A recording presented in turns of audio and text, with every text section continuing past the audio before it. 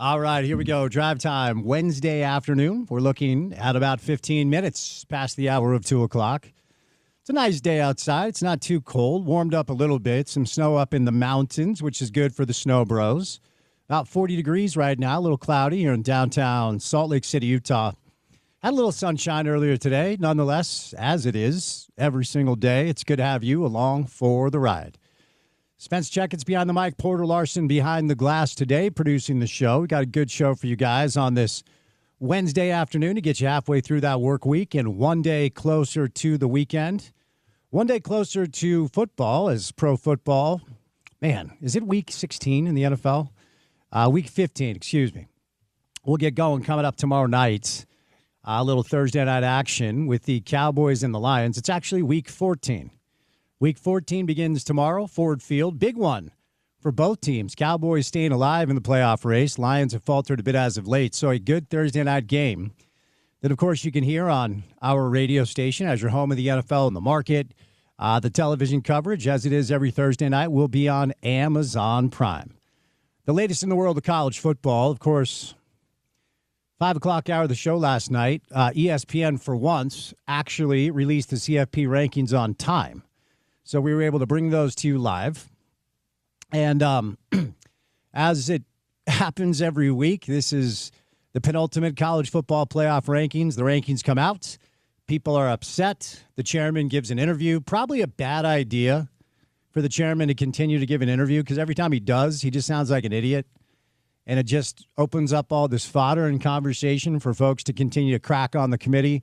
And I totally understand why. It feels so arbitrary as to how they're kind of making their way through the entire thing. Texas Tech looks like they're in position to lock in a bye. Now, it's going to be a massive game coming up on Saturday, Arlington, between BYU and Texas Tech. Obviously, win and you're in.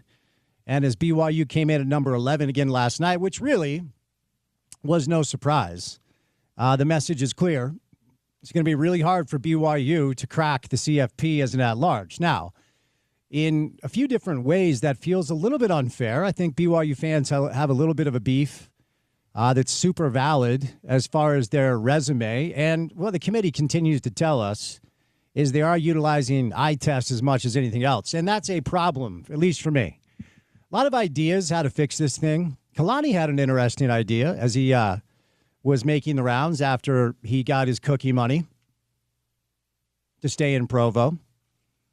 Teams that could potentially qualify for the CFP that are not in the conference championship should be able to play a 13th game because there will be a lot of teams that actually benefit by not qualifying for this week's conference championship matchups.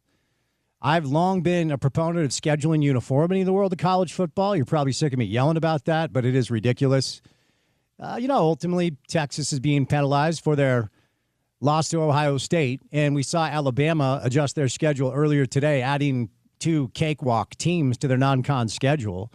And if we're just going to essentially look at wins and losses and not give teams credit for going to the shoe against the best team in college football and playing a really close game, we're going to see the best teams in college football schedule just non-con games that are going to be unwatchable, which I think is a huge problem for the sport. I always have. So we'll get to the latest in the world of college football, the latest with Kalani. We are about 48 hours away from what I think most people understand to be the deadline for Coach Witt to decide whether or not he is coming back or whether or not he is going to step aside and allow Morgan Scalley to take the reins. It is signing day, which feels a little weird. Once upon a time, it's still important, don't get me wrong, but once upon a time, it was like the biggest day on the college football calendar. But with the transfer portal and the ability to kind of go to and from, and of course, that has been curtailed a bit. It doesn't hold the same weight. Now, we'll get to know some of these Utes. BYU with the, according to Rivals, the second best recruiting class in the Big 12. Texas Tech back at number 1. Got to have the money, bottom line. So we'll get into it on the show today. A couple of interesting stories out of the world of pro basketball. Chris Paul, who has been the best point guard of this generation. The only thing with Chris Paul, he clearly grades on people because after, 4 or 5 years, his teammates get sick of him, his coaches get sick of him, he moves on to another team. Well, the Clippers have essentially told him to get away and go home. and this will be the final year for Chris Paul. I'm not exactly sure how his career will end. I've always been a big CP3 guy. If you've always listened to the show, you know that's my guy. I think I was the lone radio voice or media voice in Utah when we were doing the CP3 Darren Williams debate. Like, it wasn't close. It was never close. And save the whole, like, hey, head-to-head for 3 years when Darren was good. Okay. Like, when you analyze the two careers, it's not close. Darren was never close to Chris Paul. He just wasn't outside of a few years. And, you know, if you want to give Darren the nod over 2 or 3 years, fine, go ahead and do that. But when you look at the scope of their career, it's in the rear view now, and the answer has always been Chris Paul. Also, the Milwaukee Bucks are really struggling. Giannis is a player that, should he change teams, it would change the league. And according to sources, he is now talking to Milwaukee about maybe finding a new home. The usual suspects are in play. Of course, the Knicks, the Lakers, the Heat, here in the Bulls. The Bulls are looking to kind of upgrade their situation. So some interesting storylines out of the NBA that we'll get to on the show today. All right, lot to do on the program. Good guest list on this Wednesday afternoon. We will start things off with Chris Camerani, who is a coward because he is joining us over the phone and not in studio. Our college football insider, CK loves it. I've given him that moniker from The Athletic, will be our first guest. More college football with Kyle Bonagura. Going to move over to Kenneth Scott, former Utah wide receiver. And then good college football guest today, Danny Cannell. And I don't know that there's a voice that is a louder dissenter of the CFP process than Danny Cannell. I know he will be on fire today. We'll talk some Utah. We'll talk some BYU. We'll talk some Big 12 Conference Championship Weekend and the 12-team CFP. So Chris Camerani, Kyle Bonagura, Kenneth Scott, Danny Cannell, me, Spence Checketts, all of you, the great listeners. That guy, Porter Larson. Wednesday afternoon. Seems like the weekly cycle is always, you know, on this show, we get the CFP release. We bring it to the masses. And then you wait overnight for everybody to get mad. It seems like a lot of people are mad today. And this is going to be the thing. And this is going to be the thing whether the playoff is 4, whether the playoff is 8, whether the playoff is 12. Make the playoff 64 teams. Guess who's going to be really, really mad? 65 and 66 and 67 and 68. It's just it's how it's going to work, right? And unfortunately, I do believe that there are some teams that right now do have beef. If you're BYU and you are looking at not only a resume that's 11-1 with your one loss, Spence, being to a team who may be in the top 4 by the time it's all said and done, and the committee seems to be kind of just projecting you to lose the Big 12 is what it seems like it is. Because you're not looking at the resume. You look at the teams in front of BYU, several of them have 2 losses, and you'll notice on those graphics when the TV show puts up Notre Dame, Miami, Alabama, and all the 2-loss teams, their strength of schedule, their strength of record, their FPI. They put all those teams up and they put them next to each other. They're not putting BYU on that list for some reason. Every time.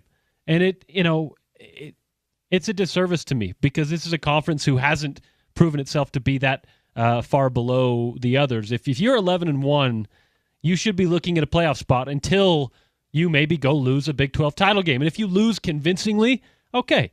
But a lot of people angry, some of them, and some of them I think our friends here in Utah are warranted to be so. Yeah, no, I would agree. I think ultimately the committee has continued to hold BYU accountable for close wins against bad football teams. But BYU's resume, to your point, in certain areas is better than many of the teams ahead of them. Now, the good news is BYU has their chance to play their way in.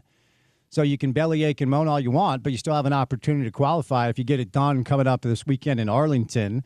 And I actually believe, and we'll talk about this throughout the course of the show, if BYU is able to throw punches with Texas Tech and it's a high-scoring, exciting, close game, then BYU is going to have a shot.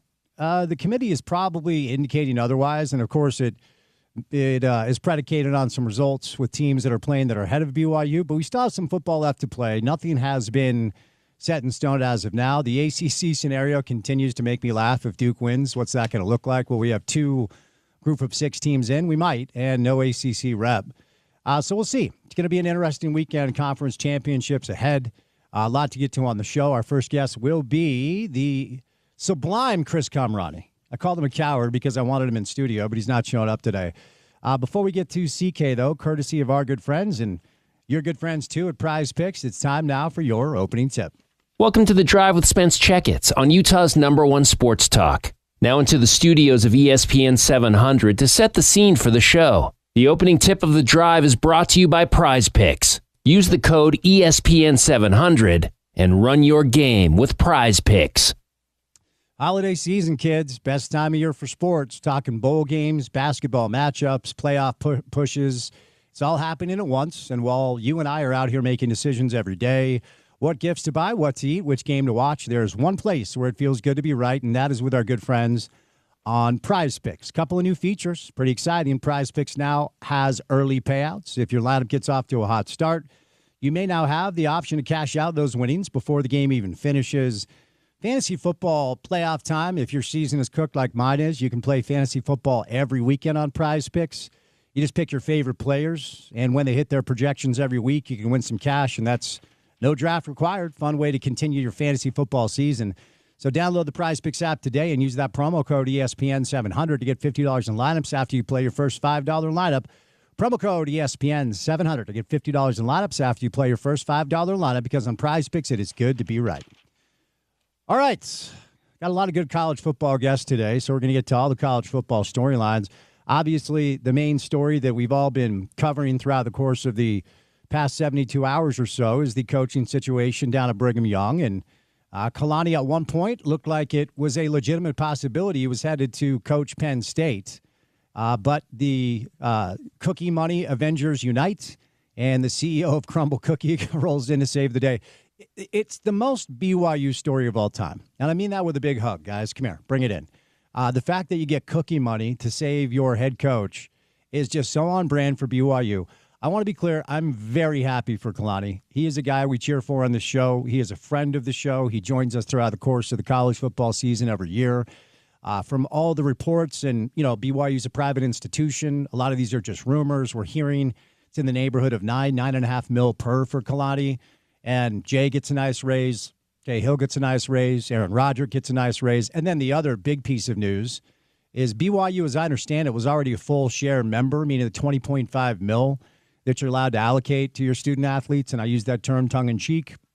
BYU was a full share member there, paying their players as much as they could under the new guidelines. And then also the reports are an extra 10, 11 mil per year in NIL. Right. And so if you're a BYU fan, this actually played out exactly how you wanted it to. And if you're a Utah fan, you're kind of looking at this like saying, well, wait a second, how are we going to continue to keep up? The fact of the matter is, we know that there are two teams in the Big 12 that have very, very deep pockets. Texas Tech has oil money. BYU has cookie money. Utah has to find their answer to that. Right. And so the two teams that reportedly have spent the most on their roster are the two teams that are playing in Arlington on Saturday. It's not rocket science. And you have to have the economic viability and the revenue streams in order to keep up with the top teams, the top spending teams in college football. If you do not have that, you just will not be able to keep up. You will be left behind. Now, having said all that, I do continue to find it, interesting, I guess is what I'll say, that this 10-2 season, where Utah finished as a top 15 team in the country, is just kind of being summarily dismissed as like, it's not what BYU's doing. It is overshadowed by your rival beating you and your rival potentially going to the CFP and playing for a conference championship on Saturday. I get that. But the narrative that Utah has no prayer to continue to keep this thing up has to be pushed aside based off simply results. Because I've been talking about this all year long. It seems like this committee is approaching their process with a very arbitrary, approach that none of us can really put our fingers on. And there's a reason why I started the show off by saying the committee chair just needs to stop talking on Tuesday nights. Because no matter which one it is, by the way, it's a new one because obviously there was a change. They all sound like buffoons. And they all are talking out of both sides of their mouth, like painting the Bama win over Auburn as some incredible accomplishment. When Auburn fired their coach, they're 5-7. Yes, it's a rivalry game, and I get all that. But Bama moving ahead of Notre Dame, like, Notre Dame is in big trouble of missing out on this thing. And part of me believes they should, because head-to-head has to matter. I talked about this throughout the course of the season over the past 2 or 3 weeks. Now, Utah beat K-State and Kansas in a rather underwhelming fashion. The only way they were going to play the only way they were going to play their way in is if they were able to beat K-State the way they did Baylor, the way they did Cincinnati, the way they did Colorado. They were going to have to do that to both K-State and Kansas, and they didn't. But after the BYU loss, when Utah was steamrolling their Big 12 counterparts, every week, these advanced metrics that the committee leans into, a lot of them had BYU, a lot of them had Utah not just ranked higher than BYU, but much higher than BYU. Some of them still do, by the way, right? So as we were approaching every Tuesday to try to understand what the committee was going to do and what the rankings were going to say, from my standpoint, I kept saying, like, look, you have to value the games. You have to value head-to-head. You have to value what has happened on the field. You can't throw this arbitrary, like, we're going to use this strength of schedule metric and the strength of record metric and the football power index and the S&P Plus. Okay, that's great. But if you devalue the actual games, what exactly is the point? That's why we watch. It's what we cover. You don't want to cover some goob or nerd trying to figure this thing out with ChatGPT or a calculator. Go play. And that's why Kalani's idea of any team that has the potential chance to qualify for the CFP who's not in the conference championship to play a 13th game, I like that idea. Or Joel Klatt has the idea to eliminate conference championship games and just make, like, the Final Four in your conference play in to the CFP, because you have to prove it on the field.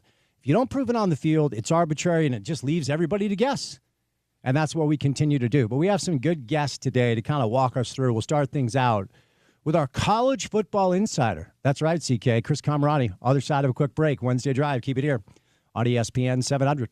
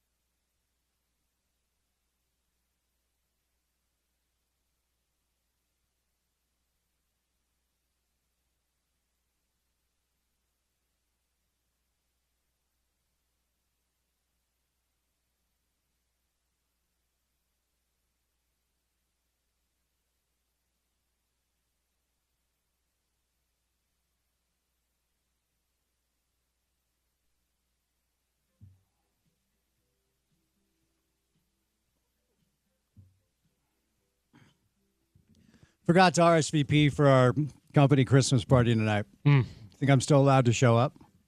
I think so. I need a white elephant gift. I was going to say, I don't think you can bring one now. You didn't RSVP. What's the... You're out. You're out of the contest. So what's the value of the gift here? How much do I spend on the white elephant gift? Do you remember? $1,000. $1,000? Maybe did Michael Scott buy an iPod? Was that what it was? I think so. All right. Maybe I'll bring an iPod. You should. Does Start a fight. I wonder, does the Athletic have a Christmas party? Chris Camerani, do you guys have a Christmas party over at the Athletic? Yankee swap? Yankee swap. Good pull. Michael Scott got the iPod, right? Am I remembering that correctly? He got the iPod, and he did everything in his power to try to get it back. That's which right. Is, chef's kiss. Yeah, you strike me as the guy that would do the Jim Halpert, the teapot with the picture, something corny, right? It feels like you do that. Look at you coming in spicy today. I'm not a big gift guy. I don't like giving them, and I don't like receiving them. So maybe that makes me a sociopath of sorts. But Visa gift card, unacceptable, acceptable. No, Visa gift card's great. Porter would kind of knit what did Phyllis knit? Was it oven mitts? I feel like you would oven knit. mitts. I feel like you could knit some oven mitts. Am I on track here? I have tried knitting before. I didn't stick with it very, very long. I got ADD or one of the variants there. So knitting, it might not be it. Yeah, I don't know that I can knit anything either. Have you taken care? What is Leo asking Santa Claus for this year? Oh, should figure that out, right? Probably. Yes. My guess is some sort of construction vehicle, which I am running out of room for / it's coming out of the gills. We have excavators, we have dump trucks, we have all the things. So for you, I know you have a gaggle of nephews. You'll probably have some more soon. Maybe when you become a grandpa. Oh, calm down. I got all the stuff. I'm your guy. I got the construction stuff. You come to me when you need anything. Is he into Legos yet? Does he like Legos?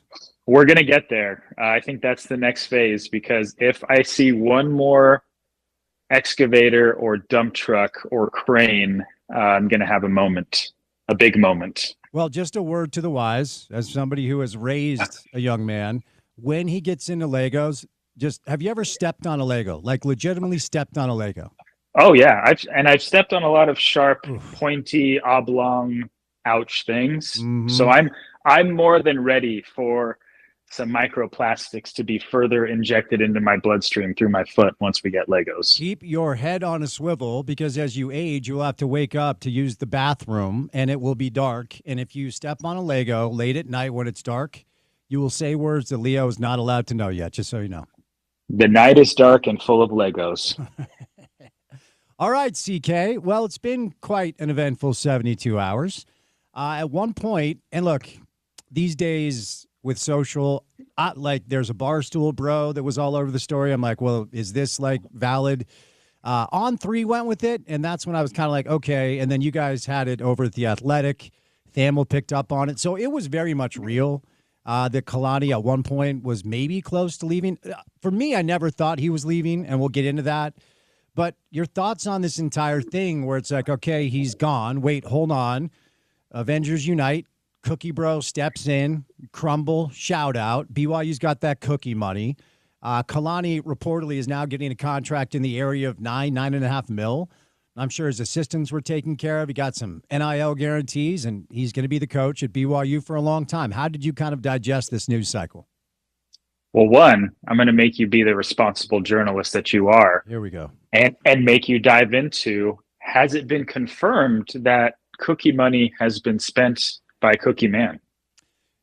No, but it just makes it more of a on-brand BYU story to lean into the fact that it was cookie money. Never let the truth get in the way of a good story. Indeed, yes. Sports Talk Radio 101. How have I digested the news cycle? I'm going to throw you a curveball, and I'm going to ask you to look into the studio where your producer is and have Porter take a bow, because the first thing I thought of when all this was going on was what Porter posted on Elon's website earlier this week. Was that about the battle between? He outlined some battle from like 1857. Is that what you're referring to? I don't think so. What is he talking about? A different battle. A different battle took place about 15 years ago when an SEC power came calling for a certain guy up on the hill. Oh, yes. And a certain guy up on the hill flexed his muscles, as he's known to do from time to time. Somebody had a front row seat to that. Now, this is all just me reading the tea leaves / speculating, but you come up under guys, you learn how they do things. It's really hard to ignore the fact that Kalani got a front row seat to Kyle basically becoming a lifer at Utah and showing the university and the athletic department just how important he was when a quote-unquote blue blood came calling. Now, 15 years later, Kalani finds himself in the same situation, obviously underpaid, although we don't know officially what his salary was before because BYU is a private institution and those contracts don't become readily publicly available, but very similar circumstances. And like you, I never thought he was leaving. But like you, I assumed that Kalani was going to find a way to reward the people that he felt like need rewarding. And he said that publicly yesterday in his press conference when they announced that this contract extension was done. So good on him. And I don't think you can make an argument. You should make the argument that this was a little behind schedule. Probably should have been done a year or two ago. But granted, again, these contract extensions kind of kicked the can down the road because last December when Tom Homo was AD, he announced a new extension for Kalani as well. But it's a little different when you have, folks on the West Coast sniffing around as opposed to that Happy Valley money, the quote unquote real Happy Valley, might I say, in Pennsylvania when they come calling. So very fascinating circumstances. So I have Porter's Twitter pulled up, and I will quote, "Brethren around the mountain, I write you, cousin of Rockwell, blood of Redden. It appears from the trail that Brigham's cavalry has arrived, golden toe. Fear not, our friend Kalani stays. A man of virtue has claimed an earned stake of power down south. Now on to Arlington." Is this the tweet Chris is referring to? Is that what's going on? Is he being lazy, Porter? I think so. You gotta keep. Okay. I'm not being lazy. I have his Twitter pulled up. Okay, all right. You got to scroll through a lot of BS to get to stuff on my page. Just I've got it. I've got the tweet. Okay, so based off of your response, reading between the lines, are you saying this was all orchestrated? And no. Okay. No. I'm not saying that at all. I'm just saying that, like, if you want to be at a place that you want to be at and feel well compensated and feel rewarded for all of the time and energy, blood, sweat, and tears, it's your alma mater, it's your dream job. If you want to be there forever, especially in this modern day, if you want to accomplish what you want to accomplish, if you want to have 10-win seasons become a normality, got to have the money, got to have the resources. And people forget, and I will remind you, and I'm sure you have your BYU bros in your life as well, there wasn't a time all that long ago where some BYU bros were like, listen, man, I think we can get Andy Reid. I think we can do it.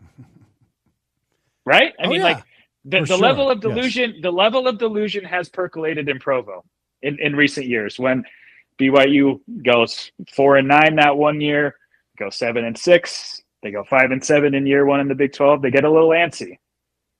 Patience is a virtue. Now you have a guy who's gone 22-3 in his last 2 years, has you one game away from the playoff. BYU wins on Saturday. Are we assuming they get a first-round playoff game? I think so, right? So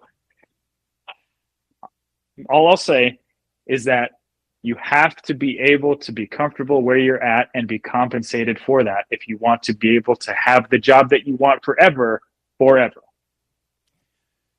Do you think there's any way this happens for Kalani if a bigger program does not come calling?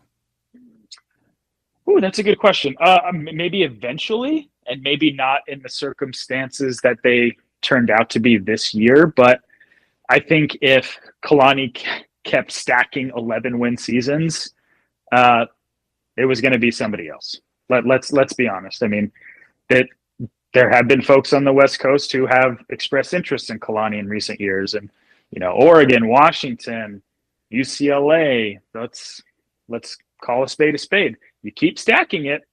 You keep adding on the 10, 11 win seasons. People are going to come calling. Doesn't matter who it is or where it is. All right, you recently sat down with the man. You wrote a piece for The Athletic. It was a profile on Kalani. And it was kind of making the rounds yesterday. I retweeted it because I'm a good friend, and that's what I do for people that I care about, so you're welcome there. When you discussed the potential of another landing spot, and that's not the language, it's not the verbiage, but ultimately you did talk to Kalani about, what makes BYU home, why he wants to be there long term. What struck you most about that conversation, and how, if at all, would you bring it into the current situation we saw over the past 72 hours? He'll talk to you the same way, one-on-one, the same way he'll talk to you in a press conference. I mean, he might expound a little more one-on-one, but he told me what he said yesterday. Like, one of the first folks he mentioned were Lavelle Edwards and Kyle Whittingham, his mentors, the people he came up under and learned under.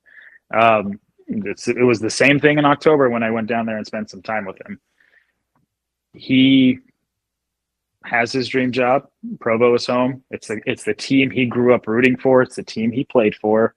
But this is not Lavelle's BYU of the 80s when you have the McMahons and the Boscos and the Youngs. I mean, Lavelle got offered to coach the Detroit Lions once upon a time, for those of you who don't know. And I'm doing the Pat McAfee hand thing right now in my living room, just for your viewer pleasurement. Okay.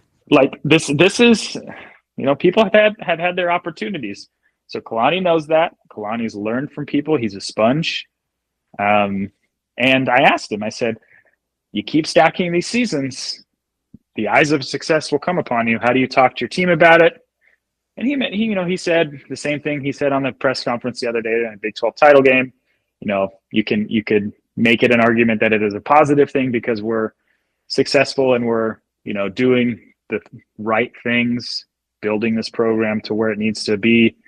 He said that, he's heard some, I guess it's called negative recruiting is the term that I believe that it's phrased as when he's recruiting a player, and some coaches will say he's not going to be there that long. He's going to go to another bigger job.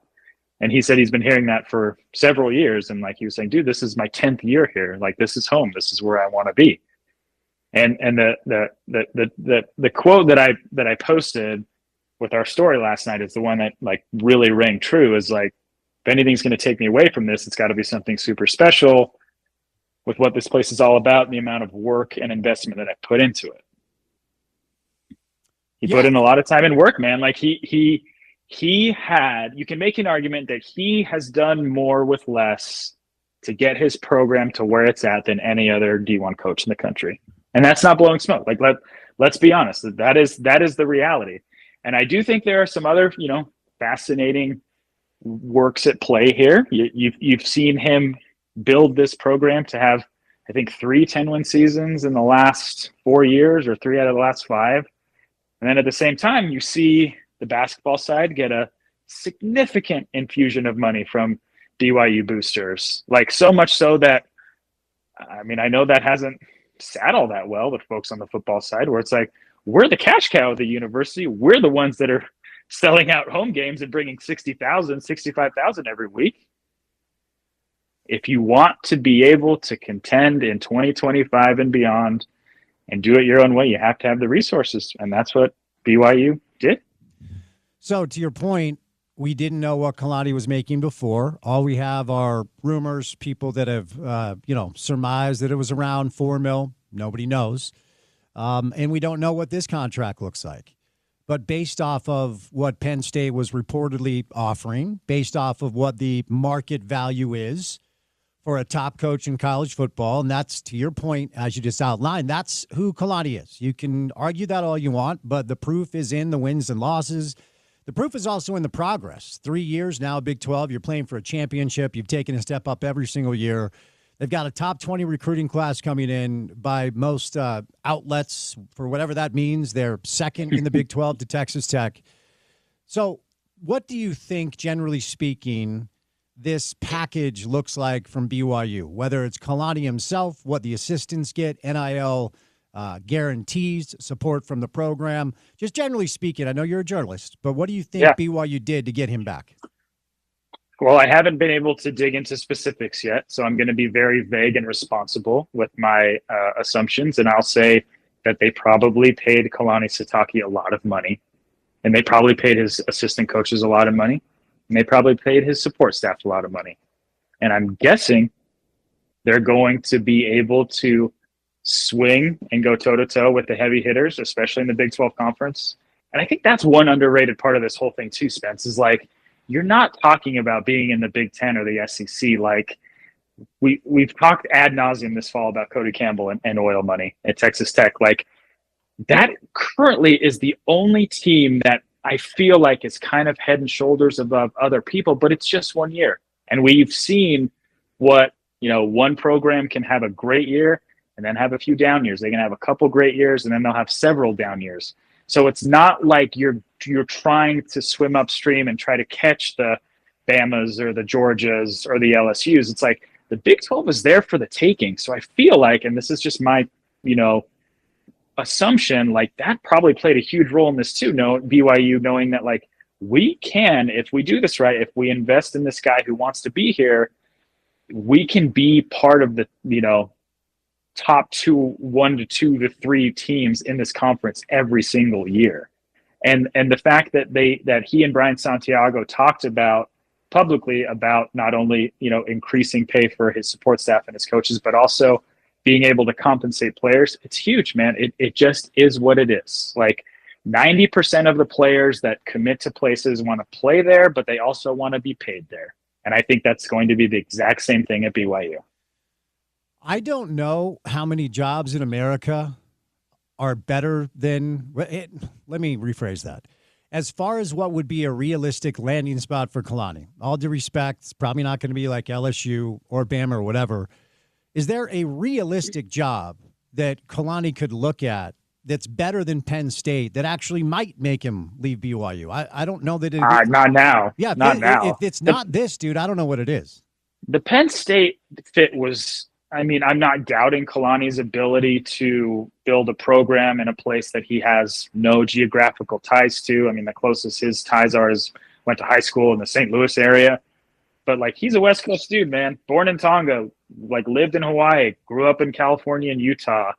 It would be – I think you've been to Happy Valley. All I hear in the wintertime, dark, cold, grim. Kalani needs the sun, man. He's like me. We need the sun. You don't see the sun there. And I don't know. I'm sure there are obviously great players in the Northeast. You got the Saquons and all those great defensive ends that have come through Penn State. But if he's going to be making what he's reportedly making, and his staff is compensated to the point of being able to, stand toe to toe with other significantly, significant P4 salaries for assistant coaches, why? What is going to be better? I don't really see it. And we've talked about this a lot. Utah's got this magnetism to it, man. It is a quality of life thing. It is a life is easier here. There's less pressure. We'd like to talk about the friendliness. All that's that appeals to people. And I've been on your show for however many years now saying that all Utah sports fans have been spoiled rotten, whether they're collegiate or professional, because of the continuity that they've had and the success that they've had, considering the market size we have. It's pretty astonishing. I have been to Beaver Stadium, 1992, I believe. BYU played Penn State, packed up the Suburban, made the road trip. Of course, it was a Suburban, my man. Look at Dave. Yeah, white? Was it white? It was red. Let's see. No, we had a couple, red, okay. Blue. I don't remember. We had a Wagoneer at one point, but anyway, not applicable. Doesn't matter. Packed up the Suburban, made the trip as a family, watched BYU Penn State. And to your point, I think it would be a tough place to live. I look, you can live anywhere on $11-12 million a year, but Porter just kind of brought this up. Let me throw this one at you. I don't think it's gonna happen, but because Dan Lanning appears to really. Are we being irresponsible? I'm ready. Let's do it. We're being irresponsible. Okay. It's sports talk radio. Put the journalist thing down for a second. You can get back to whatever you're writing, where you have to be responsible. But let's hypothetical. Dan Lanning doesn't appear to entertain anything that would leave Oregon. That would make him leave Oregon. Bama even wanted him apparently before they landed on Kalen DeBoer. Let's say somebody actually is able to snatch Dan Lanning from Oregon. Does Kalani look at that? Is that something that would make Kalani think twice? Not now. Not if the reality is $9 to $9.5 million a year. No way. Yeah. And I don't know if you're Dan Lanning, why would you leave Oregon? You got Phil Knight calling you. We talked about my story last year when I went out there, asked him why he didn't follow Nick Saban. He's like, I don't need to leave because I'm here in Oregon. Unless somebody eventually gets fired, that changes the conversation, sure. And we've seen clearly how that works with Brian Kelly being fired at LSU and all the dominoes that have fallen down there in the SEC. But I just don't see it, man. I think if you can be a contender in the Big 12, which is a Power 4 conference, and be in the mix every single year at that salary clip, if your assistants are well compensated and you can compete when it comes to NIL and CSC and all that stuff, there's no reason to go. The only thing, and like I said, and, the BYU bros in my life and my brothers who love BYU football, it's all they could talk about. And I just said, look, dude, don't worry about it. He's not leaving. No part of me ever thought he was leaving. The only angle that seemed to make sense is, and this is what I think is going to happen, by the way. I think BYU is losing to Texas Tech on Saturday. Now, could there be a whole, rise up, our coach stayed, let's do this type dynamic? Maybe. Texas Tech is just awesome. They're one of the top 5 teams in the country. I think they're going to beat BYU on Saturday, and then I think BYU is going to be left out of the CFP. Is that a guarantee? Of course not. There are plenty of things that could happen. So part of me wondered if Kalani would go, well, wait a second. We're 11-1. We have one loss. It was on the road to a top 5 team. You're not letting us in the tournament? You go 11-1 at Penn State. You're in the CFP. You probably have a bye, and you're hosting a home game. I just wondered if there was any part of him that was like, well, wait a second. If I can't compete at the highest of levels after doing that, then I might have to do it somewhere else. I'm gonna do my best to not be take this holier than thou type approach, but in my conversations with him and just kind of the way he carries himself, he doesn't seem like the type of guy that has to win at all costs to fall asleep at night. You know what I mean? He does not strike me as the type of personality who will be irate and be so angry that BYU might have theoretically been left out after having 2 losses to a top 5 team.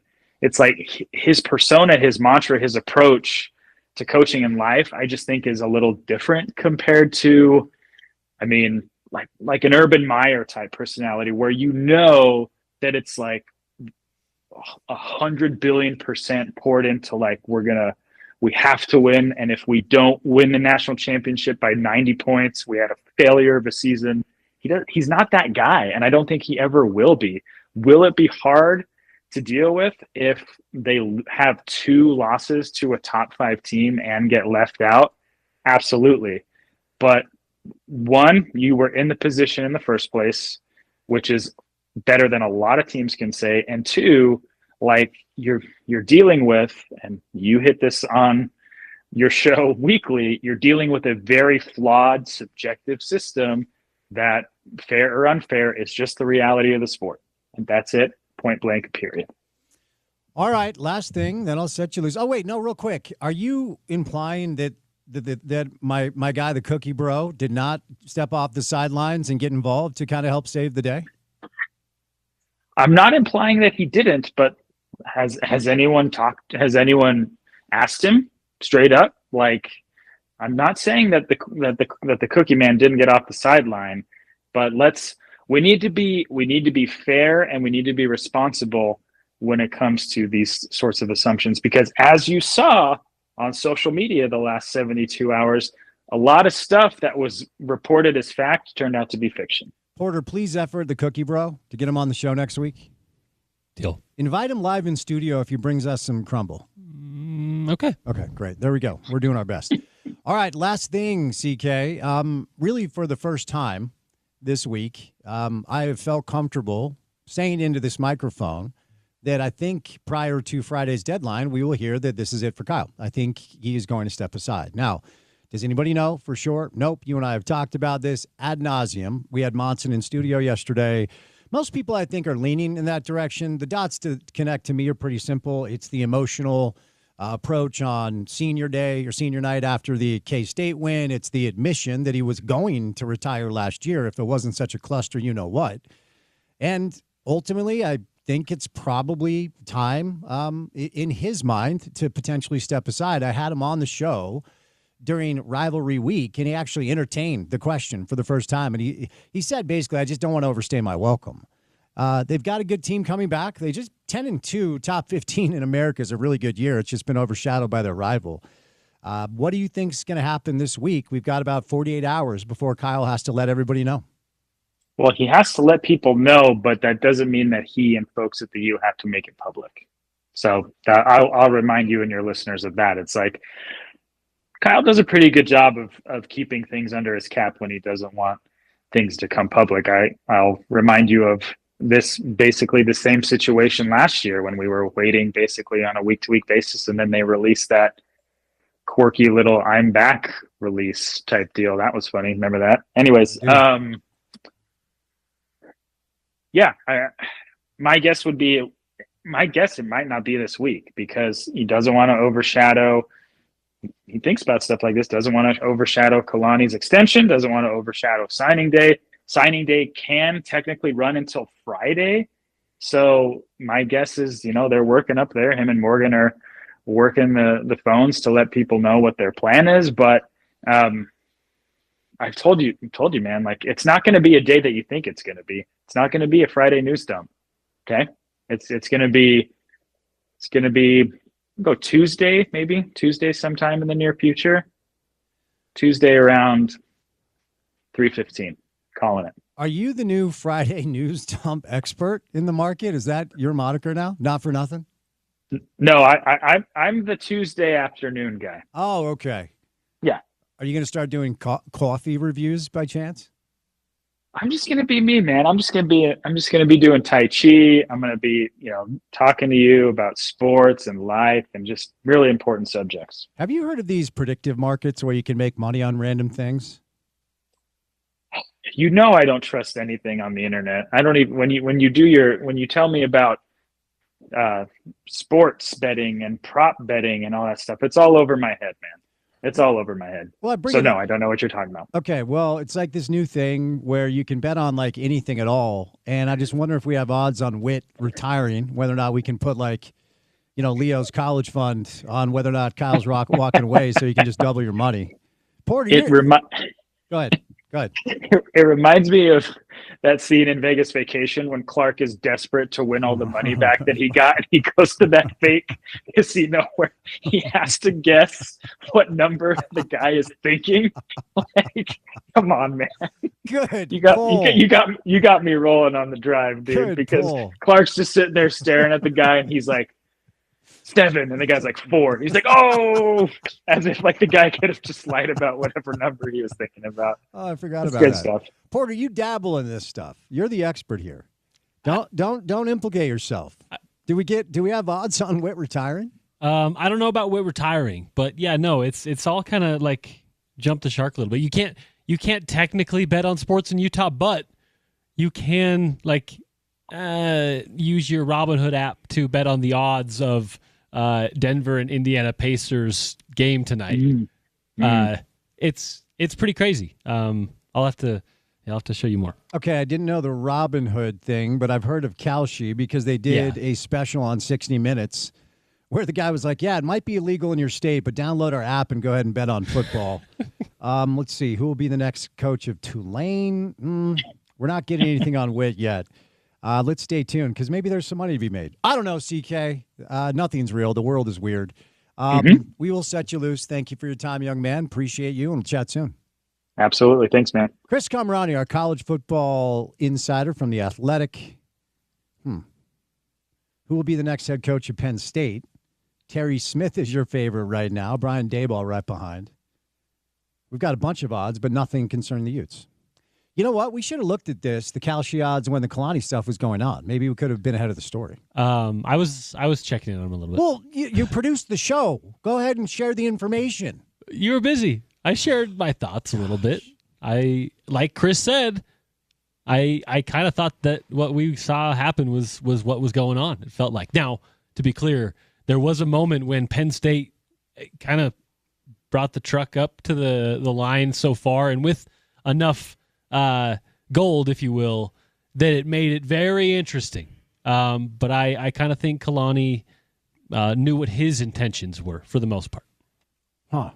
Well, I should have been on this because I never thought he was leaving. I could have put like 10 grand on Kalani coming back. Anyway, we will catch a break. More college football coming up on the other side. One of our favorites, Kyle Bonagura, will join us. We have Kenneth Scott on the show and Danny Cannell later on. Busy show, Wednesday Drive. Keep it here on ESPN 700.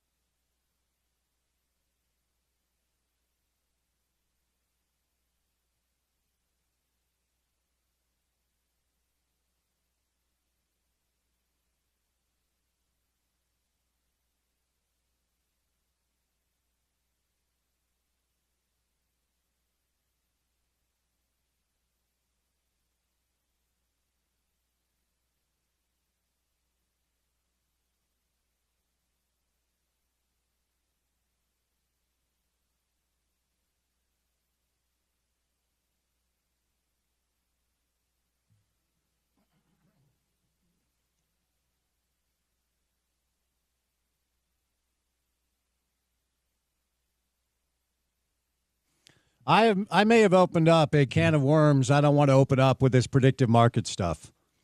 Because now I'm very tempted to, I mean, you have all these different options, like who's going to be the permanent head coach of Memphis, which college football coach will be fired before September.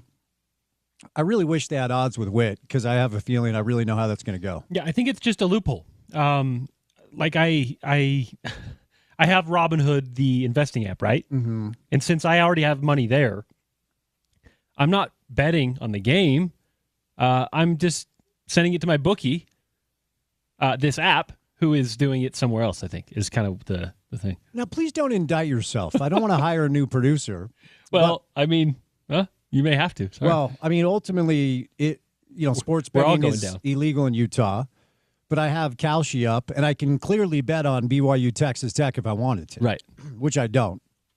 Kyle Bonagura does not bet on sports. Are you familiar with any of these predictive markets, Kyle? I am, only because I've been inundated with advertisements for them. So I did go down the rabbit hole of like trying to figure out what it is that is trying to be sold to me. And yeah, it feels, I think loophole is the right word. I don't know enough about it, but like, it was like, how is this okay? Because sports gambling is not legal in California either. And so you shouldn't be able to do it on my phone where I'm at. And yet here I am, being offered the ability to do so. Yeah, it's weird. 60 Minutes did an interview with a Kalshi CEO. That's how I found out, because I'm too old and I'm not hip enough to know what the kids are doing. But anyway, we were talking about it through the prism of all the coaching chaos here in state. And as you know, BYU's got that cookie money, Kyle. BYU's got that cookie money. Our guy, the CEO of Crumble Cookie, gets off the sidelines. It was a very aggressive front-facing look-at-me tweet, but nonetheless, the 72-hour news cycle ends with Kalani Sitake staying in Provo and saying no to Penn State. What do you think?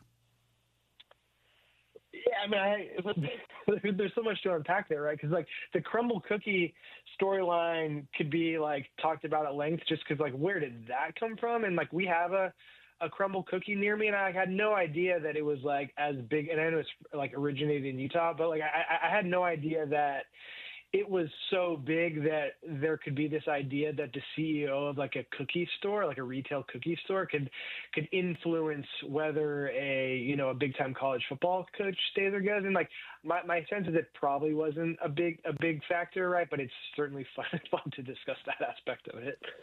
Yeah, I mean, it's just we had Chris Camerani on earlier, and he made the point that we don't really know exactly how this went down that ended with Kalani staying, but it's so perfectly BYU, it's so perfectly Provo that a Crumble Cookie CEO would step in at the last minute to make sure this thing didn't go down. I never thought, Kyle, that he was leaving. I never thought he was leaving.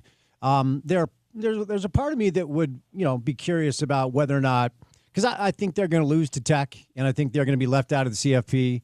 And part of me thinks they have a case that maybe is being overlooked. But part of me wondered if Kalani would go, well, wait a second. I just went 11-1 in a P4 conference, and potentially my 2 losses are to a top 5 team, and I can't get in to your tournament. So maybe he'd want to do that in the Big Ten or the SEC if given the opportunity. That was kind of the only thing that part of me wondered if it would draw him to Penn State.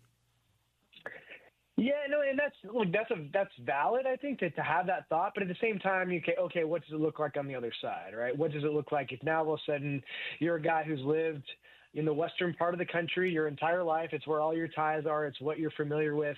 You uproot yourself from your alma mater, a place you have deep ties to, back to, there's generational ties there with him kind of coming to this country and moving to the area, right? And so are you going to give up all of that to go to a place where you were not the top choice? Maybe you weren't even the top 4 choices, right? Eventually before they got there.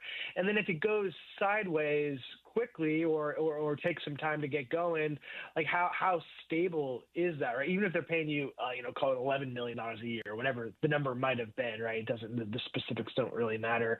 Like it felt like it would have been a gamble to leave just so you might have a fractionally better shot at what, right? He's in a place now where you can regularly compete for conference titles, and the bar for getting into the playoff is tougher than if you do the same thing at Penn State. Look, an 11-1 Penn State team is not getting left out of the playoff, but it's also much tougher, I think, to go 11-1 in Happy Valley than it is at BYU, given the difficulty of the Big Ten versus the Big 12. He's got this thing rolling now, and they really can be consistent. I mean, look, last 2 years they were right there. It didn't work out, but that doesn't necessarily mean like next year they won't have just as good a chance to be in the mix. So for me, it felt like a weird fit. The only kind of plausible explanation for me is like if the money was just so much more than BYU was going to get to, say it was like, call it $5 million a year more for Kalani individually, right? Then you're talking about over 5. Is really going to turn down $25 million?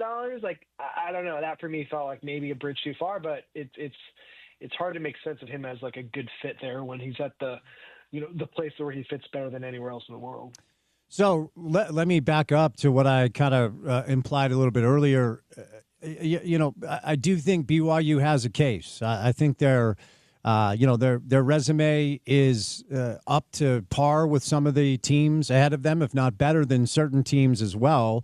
When you look at strength of record, when you look at the amount of wins they have over bowl-eligible teams, I mean, they beat Utah and Arizona, which turns out to be a top 25 win, and their only loss on the season is on the road to now a top 4 football team.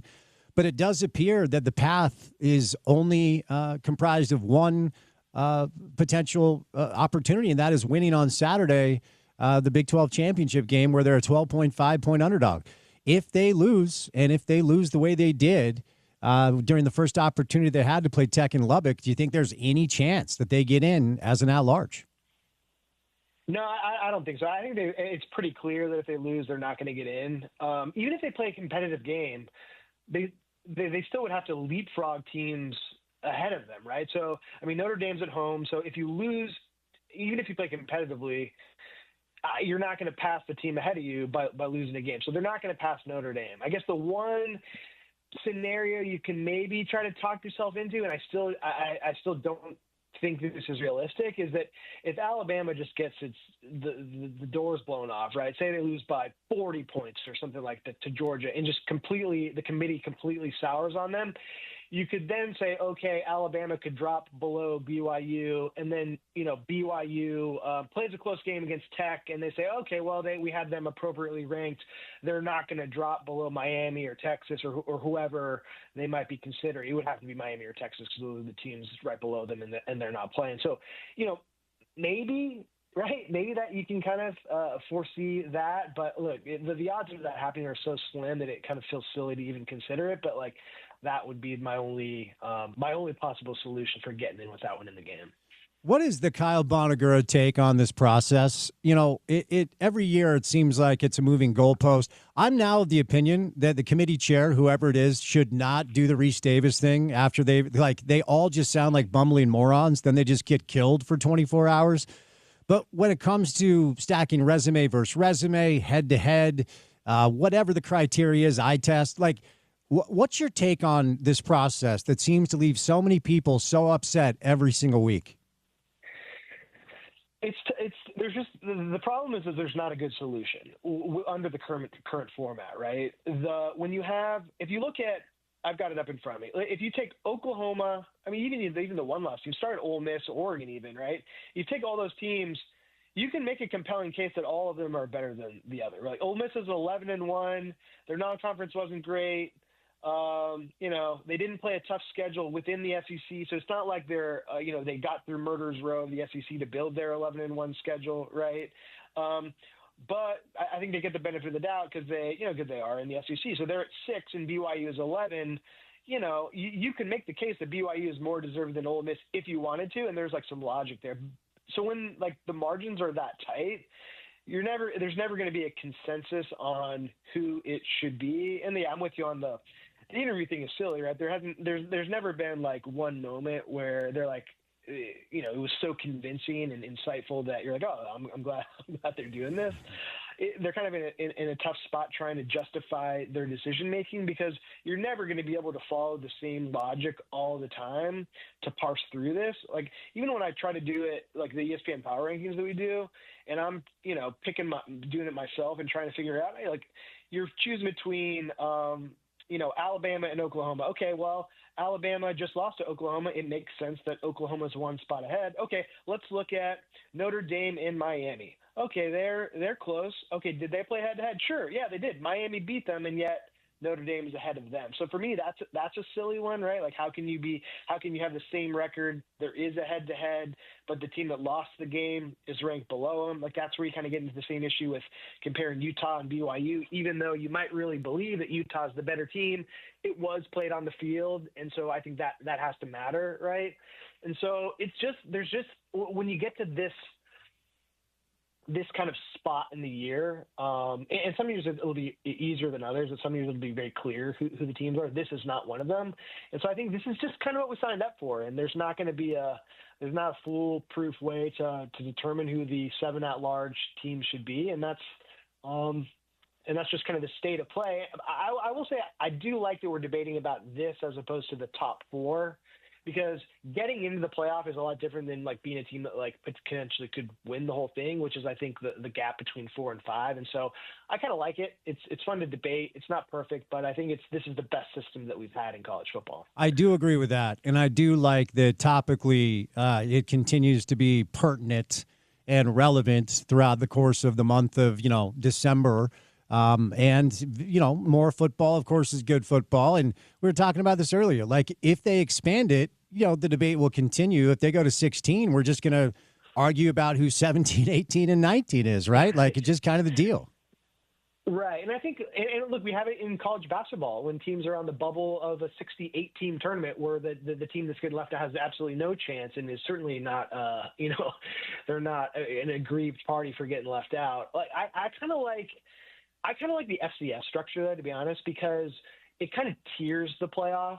So right now, the teams that are like, the group of 5 champion or whoever's at the bottom, like, they're kind of like what they're shooting for is just to get in, right? You get to say, hey, we made the playoff in 2025 or whatever, right? And that's like a badge of honor that you got to do that. But once you get in, like, the number 12 team is not going to be competitive in their first round game. The 11 seed is not going to be competitive this year in their game. I like how the FCS they have the 8 teams at the top. They have the buys. And then in that next wave of first round games, those are all like competitive games. And I look at those as kind of just playing games to the real thing. If you went to 16 and you did like 1 versus 16, like that game won't, that game won't be worth watching, right? That'll be a blowout when you do 1 versus, for the most part, right? It'll be a group of 5 team against the number 1 seed, and that won't be competitive. And so the playing for the opportunity to get that game doesn't seem like something I'd be too into. But if you kind of tier it out and have a kind of a lesser first round, it'd be something I would be into. All right, since you and I last spoke, the Lane Kiffin saga has come to a close. And, it's always interesting when something like this goes down because the news cycle, the discussion, the talking heads, the think pieces, it's, all right, we're going to blame Lane. We're going to blame the college football calendar. We're going to blame LSU. We're going to blame Ole Miss. We're going to blame everybody. And ultimately, I think there's probably pieces of truth to all of it. He's never been an elegant exiter based off of his past. I mean, you go back to 2008, even Al Davis called him a con man. Obviously, he can coach because a lot of people will say, well, he's kind of overrated here or there. Well, if he's overrated, fans wouldn't literally like burn down towns when he left. So he obviously knows what he's doing, but he lands at LSU. What do you make of the process that we all kind of witnessed when it came to the Lane Kiffin drama? I'm kind of ashamed to admit this, so don't tell anyone. But I really enjoyed it. I found the whole thing just like wildly entertaining. It is ridiculous that you have a coach who's leaving a playoff team like right before the playoffs are supposed to start. And I do think that there's like merit in the idea that the calendar is completely screwed up. And like this shouldn't be possible. I still haven't heard of like a great solution for how to rectify that. Maybe you just like maybe you just don't allow mid-year transfers at all. You don't allow early signing at all, any of that. You say, hey, this was a thing that made sense, but now it's too problematic because of all the other changes that come with it. And you say, look, rosters are set. The transfer period is in March. Signing day is in March or whatever, and if you want to set up your spring ball to have early enrollees, maybe you have to just wait until that late, something like that, because there's never going to be a smooth way to do this. I guess you could start the season earlier, maybe something like that, but I don't know. It's a mess. I was glued to it, unfortunately, and yeah, I think there's a lot of blame to go around, because if he really wanted to go to LSU and he decided that was what's best for him and his family and what he wanted to do with his life, like, it's hard to argue what someone does professionally to satisfy their own personal ambitions, right? But it also is kind of just a bizarre way it whole played out. It was going to be really interesting, by the way, if Kalani did the same thing and he accepted the Penn State job while BYU was still in the hunt for a playoff spot. It would have been very interesting to see how that played out and was perceived, in contrast to how it all worked with Lane Kiffin. Yeah, and there were a lot of similarities between the Kalani and Lane situation in some really interesting ways, because Lane could have stayed at Ole Miss and probably had that job forever based off of what he's done over the past 6 years. But Lane decided that he wanted to test his skill set in potentially the biggest pressure cooker in all of football, and Kalani just elected to take the security and stay in Provo. So that's kind of an interesting dichotomy there. But what do you know about Lane Kiffin, like the man, and what do you know about Lane Kiffin, the coach? I've never met him. I've never interviewed him, but he appears to lean into the drama. He appears to love trolling on social media the way that some random message board bro would like to post. He leaves behind a wake of chaos wherever he goes, and obviously he can coach because he keeps getting jobs. Yeah, I've interviewed him once, so I don't have a great personal insight into my own dealings with him, but just observationally, he's a troll, right? He's been a troll everywhere he's been. I was reading a story from 2015 the other day about him, and it called him a troll in the lead of the story. This was a decade ago, before trolling was even a thing. He's the OG college football troll on the internet, really embracing just kind of acting childish on social media, but he kind of just leans into it and it works for him. But yeah, look, he won at Florida Atlantic as a head coach. He's won big at Ole Miss for their standards. It is, to me, kind of a bizarre. I think he does kind of like being the villain in a way, right? He did it at Tennessee. He kind of leaned into that. He kind of makes light of the tarmac thing on social media all the time. He's not afraid to poke fun at himself, which I think there's a certain endearing quality to that, but at the same time, it's also easy to despise the guy. He was in contention for a national title at Ole Miss, and now you're very close to getting there with them.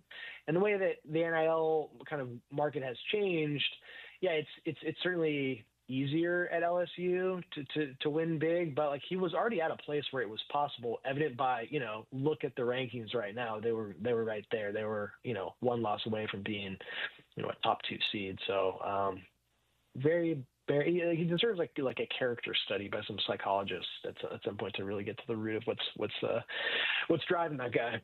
Yeah, and then you hear all these weird rumors that are hard to substantiate about his personal life that just sound really gross, but I'm not going to go there because I don't know how much are true. You just read these really weird rumors. But let me go back to Penn State. What the hell are they going to do? Who's left? Who's out there? Who's going to get that job? Yeah, that they're a mess right now. Because it feels like they're getting dangerously close to keeping Terry Smith, the interim coach, because you don't have any other options. And then it feels very similar to, maybe not. There's similarities and there's some major differences too. But when UCLA lost Chip Kelly, in January or February, when he went to Ohio State to become the OC, it was such bad timing that they didn't really have the option to do a real search. And so they just They just, whose name is Sean, help me out. He was the head coach there. Anyway, I'm drawing a blank. When you elevate the interim guy because you don't have another option because of the timing. Like they don't have the timing excuse originally because it's been 2 months, but now that they're, it's signing day literally today and they don't have a head coach, I have no other logical next path for them. Just because it's such a joke at this point. Yeah, it is wild as far as like the reports of who they try to reach out to. And look, man, like you could do a lot worse than James Franklin, who now has a new gig at Va Tech, and he appears to be enjoying this, where he utilized Crumble Cookie as part of his signing day announcement. So good. If you're gonna fire a guy like that for a job like Penn State, you've got to have contingencies in place. You know what I mean? Like I always say, like, okay, you're gonna fire the guy, then who are you gonna get? James Franklin won 10 games more often than not. I know, when it came to the big stage, there was a lot left to be desired. But in my opinion, they let go of a really, really good football coach, and whoever they land on is going to be like their 9th choice. Yeah, even when it happened, I thought it was silly. I mean, I said this to people I talked to about it. Like, for me, he's like he won big for a long time. They didn't get over the hump. I mean, they were in the semifinals last year, right? And they struggled this year. That's it happens. But to get rid of a guy who's had that much success over that long a period of time felt like a ridiculous choice. Almost like the fans were unrealistic in what a college football program should be able to do. I mean, you see Indiana having a big year and all, and you're Penn State and you're jealous, I guess. Maybe that flows into it. Ohio State and Michigan have both won national titles recently. But they've been close. And if you're going to get rid of a guy like that, you have to know who you're going to get. It's almost like they pulled the plug because people were mad. They were losing games. You get the short-term fix of people being happy. All right, this is going to really change things.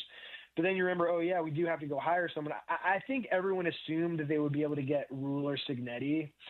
And then when both of those guys decided, got contract extensions at Indiana and Nebraska, then it's like, okay, there wasn't really a logical next in line behind them. If they knew that this was going to be the pool of candidates, there's no way they'll fire him. I just can't. You're paying all that money. I mean, James Franklin's like 3 weeks into a job now at Virginia Tech, where he's already assembled a recruiting class in which he's pulled quite a few guys from Penn State, if I understand it correctly. So weird times. I was looking at the recruiting rankings, and it had Penn State right under Colgate there in the recruiting rankings. So that's probably not the best sign. Oof. No, not at all. All right, last thing. So tomorrow is the World Cup draw, the FIFA World Cup draw. It'll be in Washington, D.C. It is the biggest World Cup ever with 48 teams. That's up from 32. So we'll learn where the 39 qualified countries and the 3 host nations are going to land, each of the 12 World Cup groups. And then on Saturday, FIFA is going to reveal the venues and kickoff times. The tournament begins June 11th at Estadio Azteca in Mexico City, which is going to be awesome. You and I are soccer guys. Yes, you can be football and soccer guys. It actually is a thing that exists.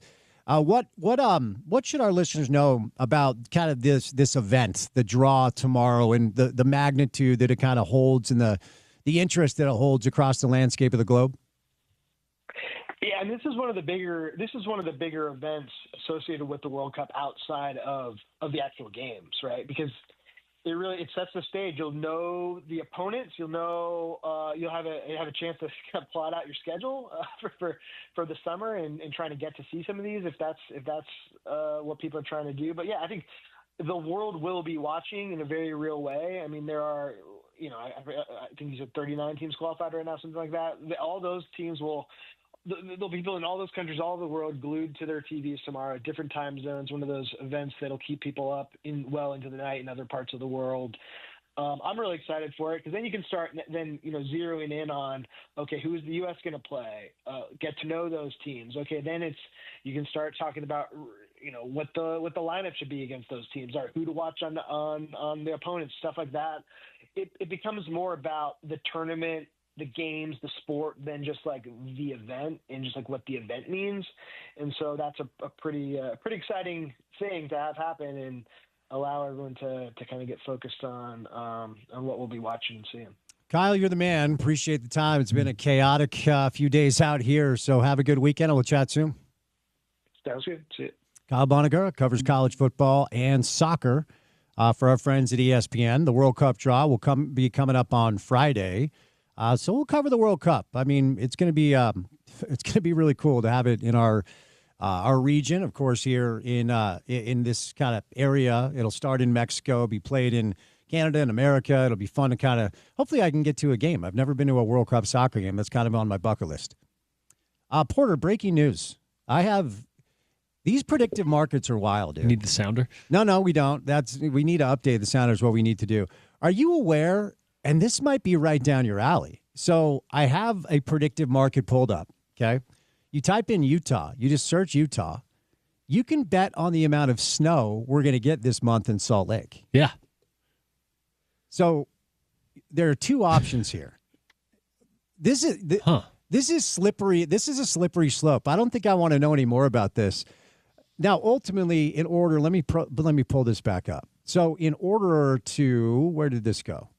You can bet on like the Senate races. Okay. Snow in Salt Lake City this month, above 0.5 inches. In December, that feels like a very safe bet. Yeah, I would say so. And then above... It depends where they're measuring. It says snow in Salt Lake City this month, above 0.5 inches or above 0.1 inches.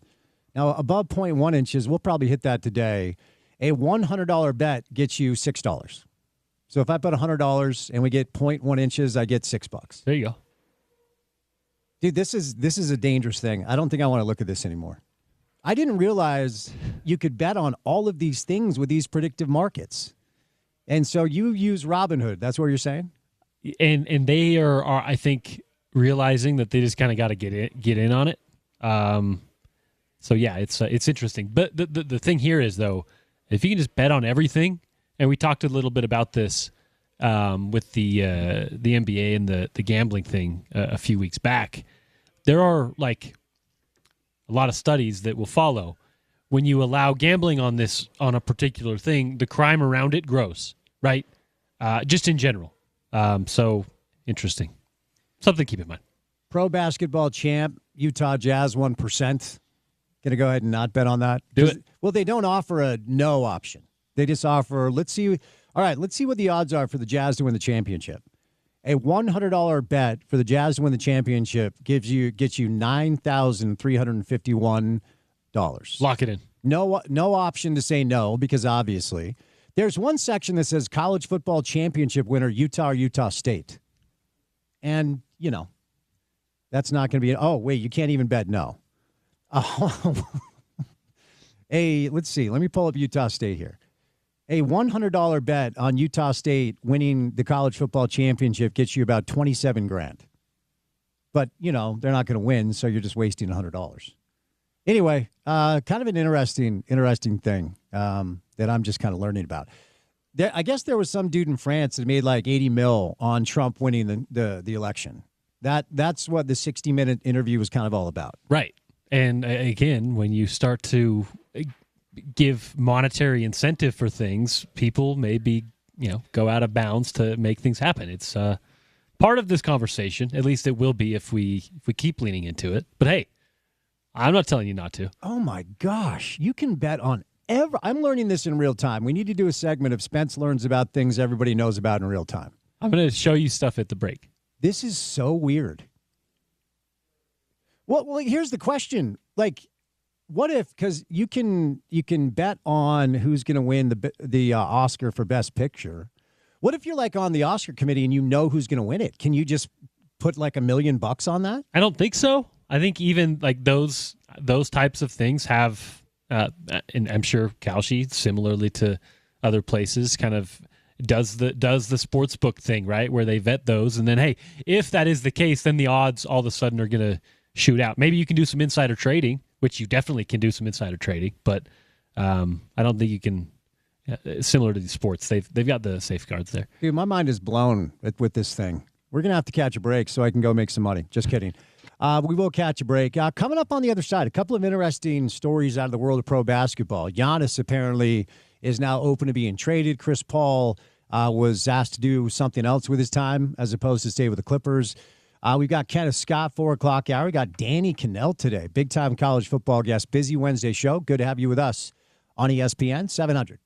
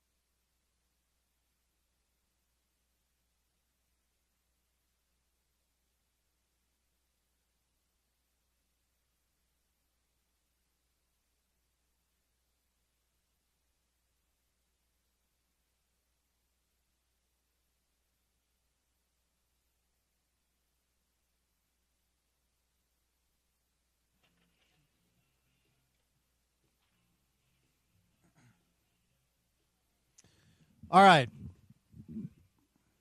Hypothetically speaking, we've got a radio show to do, so I can't do 3 more hours on predictive markets. My mind is blown at this point.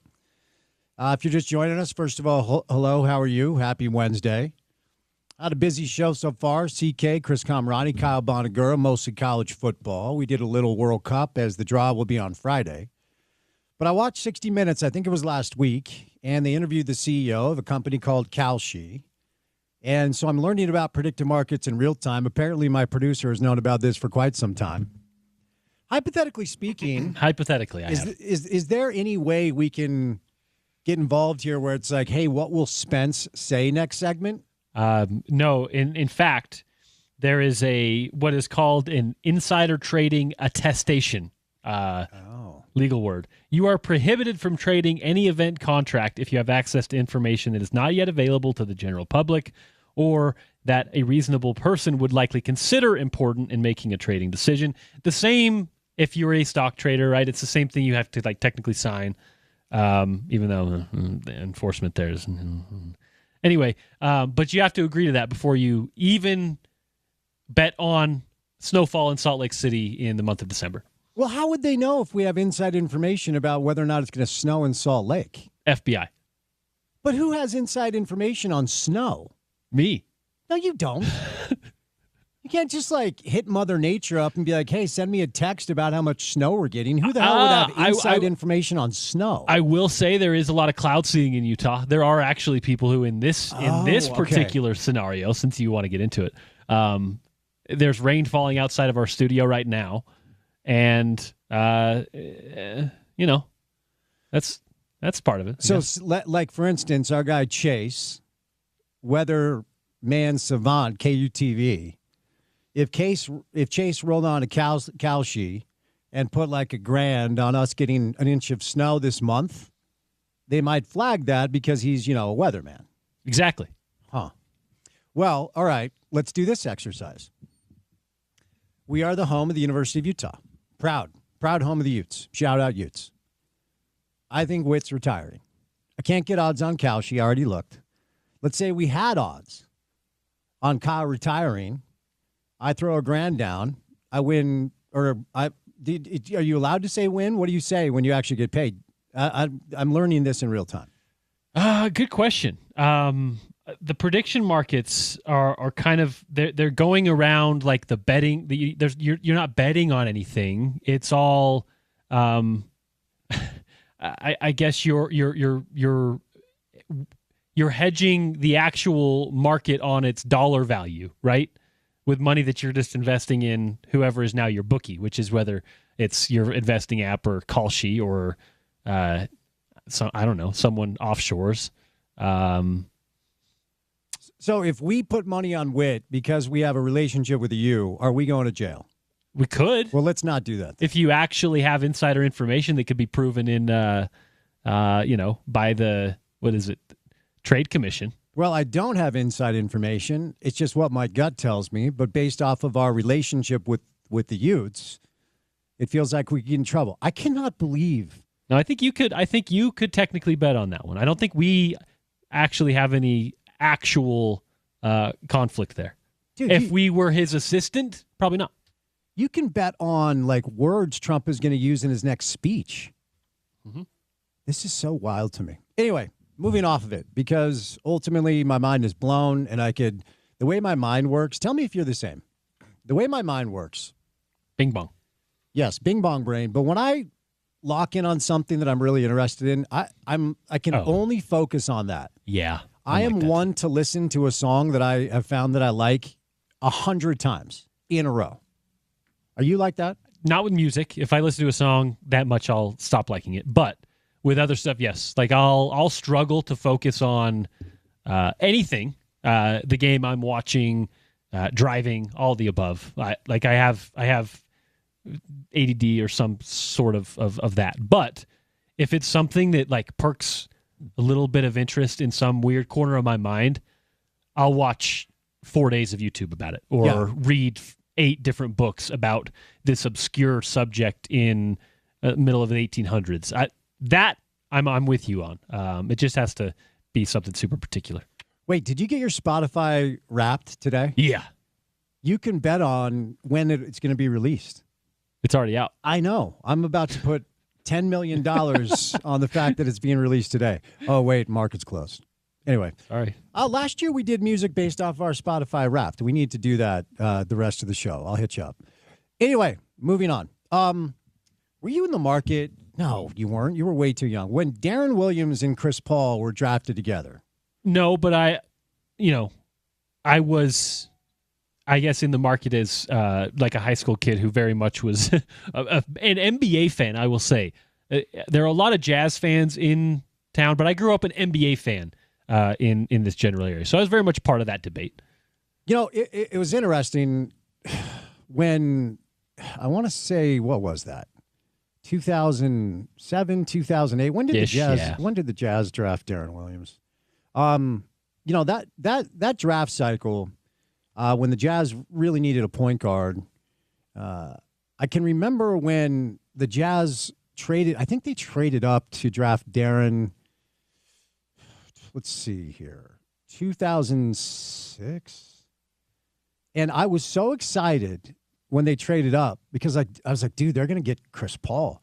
Drafted by the Jazz, 2005. Let's see, out of Illinois, 3rd overall pick. And did Chris Paul go 5th? Anyway, Jazz traded up to 3. And then they had the option to draft. At the time, if I remember correctly, it was Darren, it was Chris Paul, and it was Ray Felton. I think those were the 3 big-time point guards that were coming out of that draft, and the Jazz badly needed a point guard. After stock, they thought Raul Lopez was going to be the guy. That didn't work. That was the year Bogut went 1. Of course, former Ute Andrew Bogut goes 1. Marvin Williams, who ended up playing for the Jazz, goes 2. Darren goes 3. Chris Paul goes 4 to New Orleans. And Ray Felton goes 5. And I can remember when I saw the Jazz have the 3rd pick, I'm like, dude, they're going to be able to get Chris Paul. And he is going to be this generation's great Jazz point guard. So they go Darren. And, you know, over the course of, and first of all, I was adamant that it was the wrong call. I was very vocal that it was the wrong call. I'm like, dude, you missed out on a player who I thought was going to be a generationally special lead guard. And look, Darren had 4 or 5 really elite years.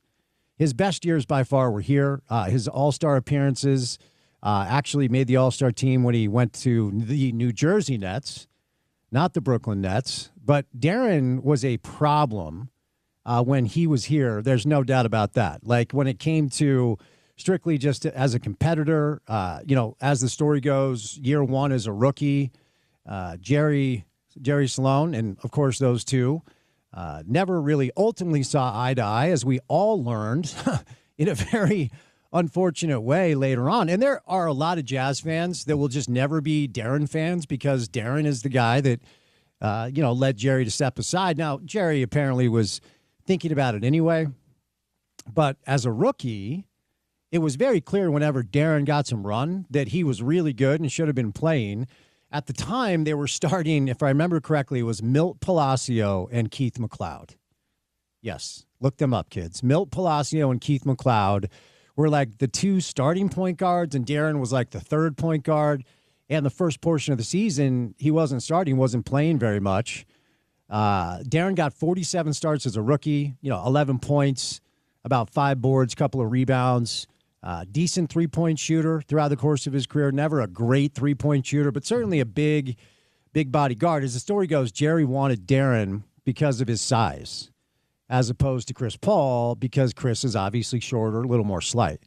And at the time, I was probably the only one in the market, at least that's how it felt, to be very vocal that I thought it was a massive mistake that the Jazz passed on Chris Paul. Now, ultimately, Chris Paul left New Orleans, and there's an excellent chance he would have left the Utah Jazz, after his rookie deal was up. And, Chris Paul, and if you're wondering why we're talking about this, the story broke today that Chris Paul was encouraged to go home and leave the LA Clippers. Apparently, he and Ty Lue were not on speaking terms for a while. And for all of Chris Paul's brilliance, 12-time NBA All-Star, four-time All-NBA first team, 5-time All-NBA second team, 7-time All-NBA defensive team. he was, for a minute, you thought he might be the guy that could approach Doc's record. No one is ever approaching John's records, either steals or assists. I think that's safe to say. He led the NBA in assists 5 times, steals 6 times. And, a couple of gold medals, never ultimately won a championship, and that is kind of what he was chasing. For all of Chris Paul's brilliance, it's pretty clear that he really grades on people. He went from the Hornets to the Clippers. If you remember, at the time the league was running the Hornets, they tried to facilitate, or the deal was actually for Chris Paul to land to the Lakers. The league blocked that, then stepped in and took a better package for New Orleans that the Clippers were offering, but he goes from the Clippers to the Rockets to OKC, OKC to Phoenix, Phoenix to Golden State to San Antonio, and he will end his career probably as a result of what just happened with the Clippers. He's been done for 3 or 4 years. So the debate between Chris Paul and Darren was settled a long, long time ago. Of course, the right answer was Chris Paul, certainly as a result of how Darren exited the market, and then simply longevity. I mean, Darren retired in 2017. And all the numbers favor Chris Paul. The head-to-head is where Darren, and this is all the Darren supporters, this is what they would throw at you. Head-to-head, D. Will 17-8 against Chris Paul. They never met in the playoffs, which I always wanted to happen because they were both such great competitors. But if this is it for Chris Paul, what a weird way to go out. As this generation's best point guard by far, I don't think it's really even close. And now he's been sent home by the Clippers, and the Clippers are a bad basketball team this year. By the way, I think Oklahoma City gets the Clippers pick, which is just hilarious. So a little NBA also, apparently Giannis is looking for a new home because the Bucks are struggling. The Knicks make a play for Giannis. I mean, if he's available, you've got to sacrifice in maybe anything outside of Jalen. Yes. I also, it's a guy who, at any time in his career, like the last 12 years, I would have been so stoked about having. But also a guy whose game I wonder about how it looks as he's 35 plus years old and 35 plus years old. That's always one thing I do ask about Giannis. He's not the kind of graceful athlete that his game's not going to age like Dirk. So we'll see. But I think he's still a guy who, if you want a title run, he's got a few of those left. Yeah, 30 years old right now. I mean, 30 points, 11 boards, 6 assists, 64% from the floor. Yeah, if he's available and you want to just make one run maybe before he ages a little bit, certainly an avenue you got to look at.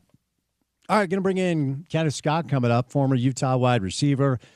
We have Danny Cannell on the show as well, but I want to tell you about a new client that I'm thrilled we have on the station and we have on the show because I've been working with them for a long, long time, and I personally have seen incredible results. So it's nice for me to be able to give a personal testimonial about my friends at Game Day Men's Health. So a couple of years ago, I had made a goal. As I was aging a little bit, realized it's harder to get in shape and it's harder to stay in shape. So I'm like, all right, I'm going to really attack this thing. I'm going to improve some habits. I'm going to eat better. And I'm going to start exercising as much as I have since I was in my 20s. And I'm going to get in the best shape that I've ever been in as an adult. And so I started that process. And for about 3 months, I was really working hard and just not seeing any results. And I was pretty frustrated. When you're in your 20s, you go hard for 3 months. I mean, you can really lose some weight, put on some muscle. It's just easier when you're younger. And then a friend of mine asked if I'd ever looked at supplementing testosterone, which I had never had before. So recommended Game Day Men's Health. I went in for that free consultation, and they're giving you a free consultation, and here's what that looks like. You run into the office or drive or walk. You don't have to run, but you should get there quickly. They take a little bit of blood, and then they go over your levels. And it is comprehensive. I mean, it is a blood panel where they look at pretty much everything that's going on. And then they talk to you about the products they have that can improve your personal situation. It's not a catch-all, just one solution for everything. It's dependent on what you need. And for me, they recommended 2 things. A little bit of supplementing testosterone, which I've been doing now for quite some time, and also their peptides. They also have semaglutide, tirzepatide. Like if you're in that area of maybe being pre-diabetic, if it's hard to get out of bed in the morning, if you're just not functioning because you've gained some weight, they've got those weight loss products that have helped a lot of people. I mean, we just had Thanksgiving. Your aunt probably showed up and you're like, all right, dude, she's totally on semaglutide. She dropped 60 pounds. Nonetheless, no judgment. It works. So they have that if you'd like to check it out. But if you want to get in good shape and you're in your 40s, what happened to me is once I started supplementing testosterone and utilizing their peptides, within the next 3 months, after my first 3 months, my progress was like double. And it's 2 years later now. I've kept the weight off and I continue to be able to add muscle. I'm in the best shape I've been in as an adult, and it's as a result of Game Day Men's Health. There's no shortcuts. You got to eat clean. You got to exercise. But this biohacking routine can really, really help you. If you have a low libido, it will solve that. I'll kind of leave that there. But here's the deal. These products, once upon a time, were basically made for very rich people, high-level athletes, celebrities, actors, but they're more affordable now. And Game Day Men's Health is giving you the same offer that I use, which is that free consultation. But they're giving you 50% off your first-year membership, and that's the deal they give me. It's insanely affordable when it comes to getting back in shape. So go to GameDayMen'sHealth.com right now, GameDayMen'sHealth.com. Make sure you told them you heard me talking about it in order to get the free consultation and also 50% off your first-year membership. They've got locations in Lehigh, Pleasant Grove. Cottonwood Heights is the one I use. They have South Ogden as well. So GameDayMen'sHealth.com is where you go for a free consultation, 50% off your first-year membership. That's our friends at Game Day Men's Health. 2 hours down, 2 hours to go. Wednesday show. Ken and Scott is next on ESPN 700.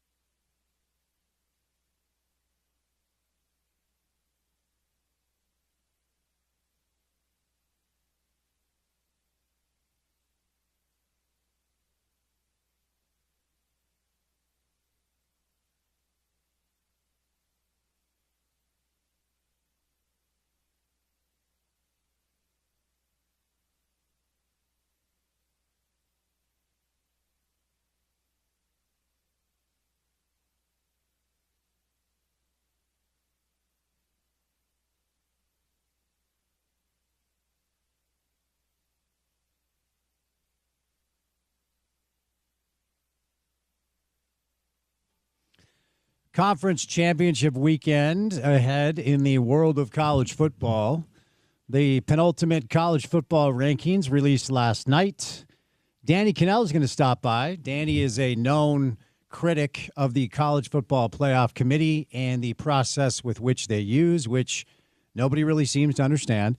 The Utah Utes will wait to hear about their bowl situation coming up in the next week or so. Our next guest played football here at a very high level. Good friend of the show, Kenneth Scott, former Utah wide receiver. Gooby, how you doing, buddy?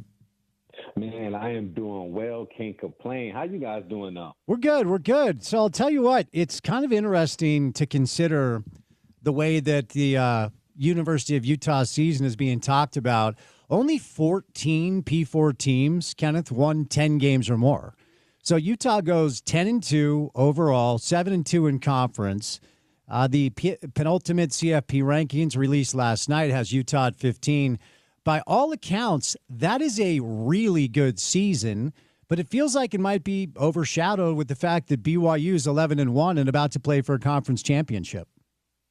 Yeah, first off, it is a really good season, and it's crazy to think that as we kept winning, we kept dropping, which is even more crazy. It's like, what in the world is going on? But huge kudos to BYU as well, man. They're doing a phenomenal job.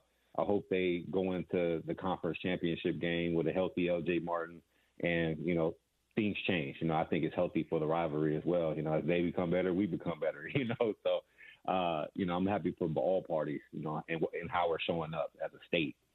So I want to get your thoughts before we talk more Utes. And as I said, we'll learn about the bowl destination. A lot of people believe it's going to be the Vegas Bowl, maybe against Iowa, but there's still a little bit of football left to be played. I'm sure you followed the news cycle out here, Kenneth, where it looked like Kalani was about to take the Penn State job and ultimately was able to parlay those conversations into a very, what it sounds like, healthy contract extension at BYU to stay. My guess is A-Rod gets paid and Jay Hill gets paid and Kalani certainly gets paid. But what did you make of how this kind of went down? Are you surprised that Kalani elected to stay? I'm not surprised that Coach Sasaki's staying. Honestly, I feel like, man, he's going to be there forever until he gets kicked out of the seat or when he wants to leave. Kind of like on a tenure as like a Coach Witt. He's just going to stay there and ride to the sunset. But I'm super happy in regards to him staying. I think that's prolific. I would hate for him to go elsewhere and not get validated and be the person who we all know who he is to be, man, which is a great, not only a great coach, but a great man and everything. I just want him to keep on having that success. And then selfishly, if he did leave, I didn't want some of our coaches currently leaving, Mm-hmm. So we're just playing that part, but tremendously happy for Coach Sataki, Coach A-Rod, of course. I'm super happy for Coach Hill. It seems like they're all my coaches. So, I'm super happy for everyone involved. Yeah, it's always interesting, and that's one of the reasons I wanted to ask you, because you played for these guys. Do you think, and this is kind of irrelevant because they're staying in Provo, they're staying with BYU, but knowing what you know about Kalani and Jay and A-Rod, do you think their method and their approach would work at a behemoth program like Penn State? Ooh, man, that's tricky. I think it will work. I do think it will work. It will be different because, that's a good question. But I do think it will work. I think culturally, they'll fit right in, getting the right players. And then with that exposure, they're able to do a little bit more things as well. So I think it would be able to translate, especially on the defensive front. Offensively, we'll be able to, because the Big Ten has historically more run dominated than anything historically, like with the Wisconsins, Iowas, all of them. So it wouldn't be that much of a change. You'll have more options, but I think it will be just as much, probably even better, because more resources as far as the.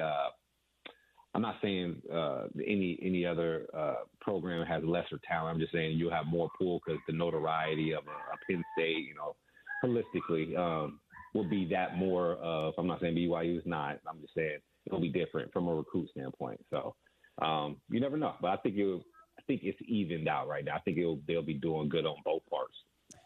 Lost in this Kalani story, Kenneth, is they have a game on Saturday, and it's a game that Utah, wishes they were in, and we all wish the Utes were playing for a conference championship. And hopefully that will happen soon, maybe next year, and we'll get to Utah in a minute. Texas Tech is favored by 12.5, and the first round of BYU Tech certainly went the way of Texas Tech down in Lubbock. It really was a bit of an ass kicking. But, do you think with maybe some lessons learned and also maybe a group of players that are inspired as a result of their coach staying, you think BYU's got a better chance to get this done on Saturday? What do you think? Oh, yeah, that was having that. I bet you that's an extra battery pack in BYU players back. They're like, oh, yeah. Our coach, like it's just added motivation, and then you having our guy LJ Martin back too. That's obviously going to make some things shift. And then I hope Chase Roberts is all good and dandy. And so I think it's going to be a different game. It's a neutral field. I think it's going to be a different, even though it's in Texas, but it's going to be a different game. I feel like BYU is going to show up and show out. They have this extra motivation. And I think a lot of people will be surprised, and I'm actually excited to watch the game and hoping for the best towards BYU. Yeah, Kenneth, even though it's in Texas and it was announced that the game is now sold out, I wouldn't be surprised to see it like 60-40 BYU fans, with how well they travel. Oh, my God. BYU fans travel crazy. So, yeah, you say 60-40? I'd say about 65-35. Okay. BYU got a crazy fan base that travels. And so, with everything that's going on, I just think that it's going to make them even show out even more. Shoot, I was even going to probably try to go to the game, because it's in my backyard in Texas. But nah, they travel well, and they're going to need that extra motivation, that extra home field advantage in this game. And so I hope Texas Tech ain't lacking because because here's what I think about it, too, because Texas Tech, they kind of don't have anything to lose, per se. Like if they lose, okay, we're still in the college football playoff, right? But if BYU loses, they're like, oh, shoot, like, am I in or I'm not? Like, they potentially may not be. And so the only way to get in the college football playoff is for them to win. So I think it just means a little bit more to BYU than Texas Tech. Not saying that Texas Tech don't care, but it just means a little bit more. And that's why I think that little edge is going to overpower BYU this weekend. Let me follow up because I do agree, and I don't know that I agree because I think it's right. I agree because it's what the committee is telling us. If BYU loses to Texas Tech, based off of the fact that they're 11th now, it doesn't look like there's a path for them to be in. But I'm not sure that I agree with that based off of, look, they've had some close wins over some bad teams, and the committee is obviously holding them accountable for that. But look, you win the game no matter what. Like, that's the bottom line. And they beat Utah, so there's the head-to-head there. Their only loss on the season is on the road to a team that most people believe is one of the top 4 or 5 teams in college football. Shouldn't BYU have a case, Kenneth, to make it into the CFP even if they lose on Saturday? Right? That's like Alabama losing to, just per se, like Alabama losing to Georgia twice, right? That would be that kind of situation. Like, it's a top 5 team and you happen to lose to them twice. Like, I think they're in the same boat. Like, and they're an 11-win team. Like, come on, man. Like, I think I feel bad for, the situation that BYU is in, because if any other team, any other conference, this game kind of matter, and they could put backups in the whole game and just play. But, it shouldn't even get to this point. BYU should be in, but I understand the biasness and all that. But to answer your point, man, I agree with you, man. There's no way that BYU, despite the outcome, should not be in the college football playoffs. It's just crazy. Yeah, no, I'm with you there. All right, as I referenced, Utah football just had an awesome season. I mean, 10-2, about 80-85% of the country would love to have a football team that won 10 games and finished in the top 15. So just your overall thoughts on what was really a bounce-back year for the Utes after a rough season last year. Man, very positive to me. I think very positive. Obviously, defense towards the back end wasn't our traditional Utah defense. Everybody's seen the yardage, seen everything. However, they still had a great year as far as defensively. People were out there making plays, having huge stops, people stepping up when they needed to, new players emerging. So defensively, amazing. Offensively, come on now. Like, if you had the scorecard on Coach Beck, like, how can you not give him at least an A+? Like, minimum A, but, just because where we were last year comparatively to where we are this year. That type of transition, that is crazy, the effectiveness. So I think holistically, man, we had a great season. I'm super excited to see the emergence of Larry Simmons. I was a big advocate of his, throughout the whole season. I'm like, man, if we could just give him some opportunities his way, man, he's going to find a way to make a play. Like, I saw the characteristic early on. And I was like, man, I know he can make it. And so even Whittemore, man, I love his fluidity. Like, and I'm super proud of Ryan Davis. I wish he didn't get banged up a little bit because I wanted to see him get 1,000 yards, man. I don't know why. I just wanted to see that. But overall, man, I think we performed really well. I love the young guy, Buchanan. I think we're going to be really good. But to say it all into this whole year, I'm very pleased with how we performed, man. Like, all our wins were, I think, 20 points plus or something like that. And then even our losses, they were tough losses. I think we would want those back. But, man, I think we did pretty well. There's some things we got to touch up on, but I think we're good going into next year. Our O-line, we have to revamp it, because dang near all of them going league. But I think overall we did really phenomenal. So last time I had you on, Kenneth, we talked about, like, if you were a high school recruit and you played wide receiver, would you look to go to the University of Utah? And that was before kind of the offense really took off, because after the BYU loss, Utah just started to put it on teams. Now, ultimately, it was the run game. They're the best rushing team in the Big 12. They're one of the top 4 rushing teams in the country. But there were moments where we saw some, so at least momentarily from Devin and maybe Bird, some potential of being an offense that can get vertical from time to time. Based off of what you saw, do you think big-time wide receiver talent will look to play for Utah next year? Because they need more playmakers on the outside, Kenneth. They just do. Right. No, I agree. And plus, look, if this is any chance to get the Pula twins, you know what I'm saying? Hey, come on, man. We coming, man. Come on over here. Because, look, man, another year in the same type of offense with Dampier, right? He's going to get more comfortable with his players. Because if you think about it, the system got implemented. Obviously, Dampier knows the system, but it takes time to develop the chemistry with your people. And, shoot, if the running game is phenomenal and you're iffy about the pass game, you're going to continue running that thing. But now, like, towards the end of the season, we have to rely on the pass. And so the confidence level in it is, like, even more. So I think going into next year, I think if we did 20 to 20, I say 20 pass plays, 20-25, I think next year we'll add even more, like 5, maybe 7 more attempts a game in the 25-30 range. Honestly, it'd probably be more quick game. But I do think this level of efficiency in the pass game probably increase the confidence levels going into next year. We're going to even evaluate more. So any receiver looking at it, you're like, shoot, they opening up the playbook now. Like, come on in. Like, we're trying to feed the people. And so I know Larry Simmons, he probably excited, like, oh, yeah, Buchanan, he excited. So I think it's going to be really well for our future pass game coming up. You think we're going to be able to hold on to both Devin and Bird? I mean, when Bird had his opportunities, Kenneth, my goodness, that kid's a future star. And, of course, the job was Devin's. And when Devin was healthy, he was under center. But you know the deal now, man, with the transfer portal and NIL. I'm sure there are going to be a lot of schools trying to poach one or the other. Do you think we enter fall camp next year with both Devin Dampier and Bird Ficklin on the roster?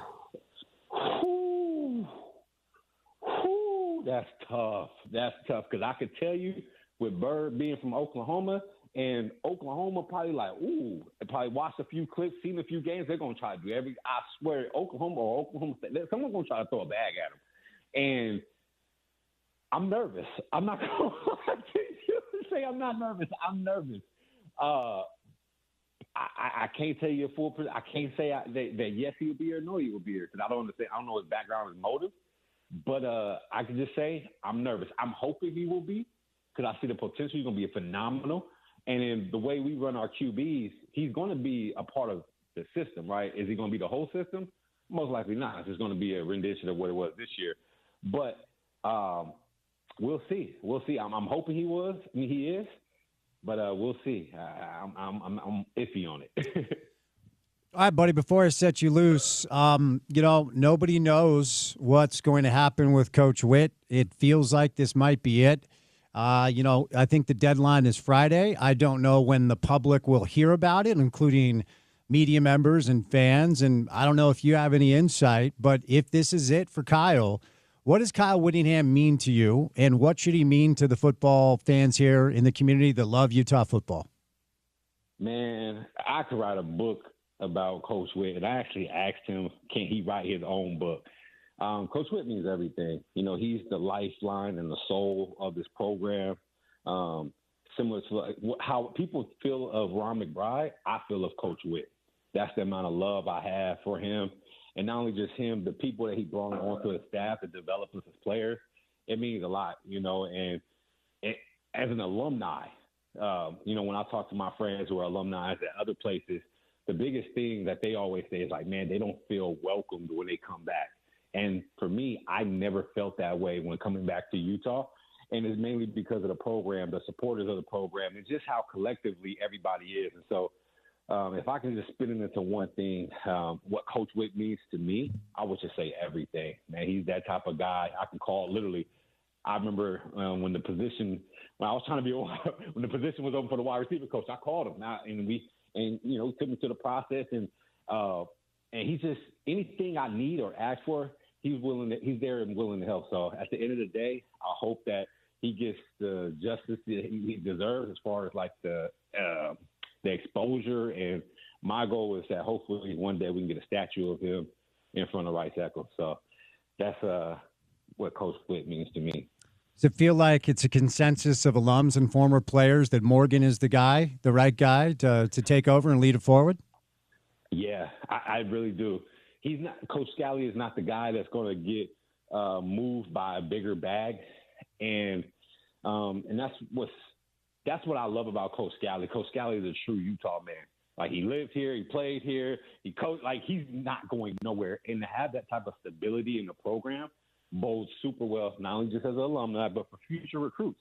Like, you walk into a living room and you know your son or daughter their coach is going to be there for the next however long you're going to be there. It feels good to me. And so I do think Coach Scally is the right guy. I'm excited to see who's going to be the DC. I haven't heard anything, but I'm looking forward to see who that DC would be. Hopefully we could poach Jay Hill. No, I'm just playing. But I'm super excited about Coach Scally's future. Kenneth, you're the man. I always appreciate the time. So have a great week ahead. Happy holidays to you and your family, and we'll get you back on soon, okay? Oh, much love. Appreciate you guys, and hope you have a great holidays as well. Go Utes. There he is, Kenneth Gooby Scott, wide receiver for the Utes, was a really talented kid. It was injuries, man, that got in the way of him being even more productive than he was. And he's a really good dude. Always appreciate Kenneth's time. He is on social at @kscott_2 is where you find him. All right, we'll catch a break, but one of my favorite college football guests is going to get weird. Danny Cannell joins us coming up next right here on ESPN 700.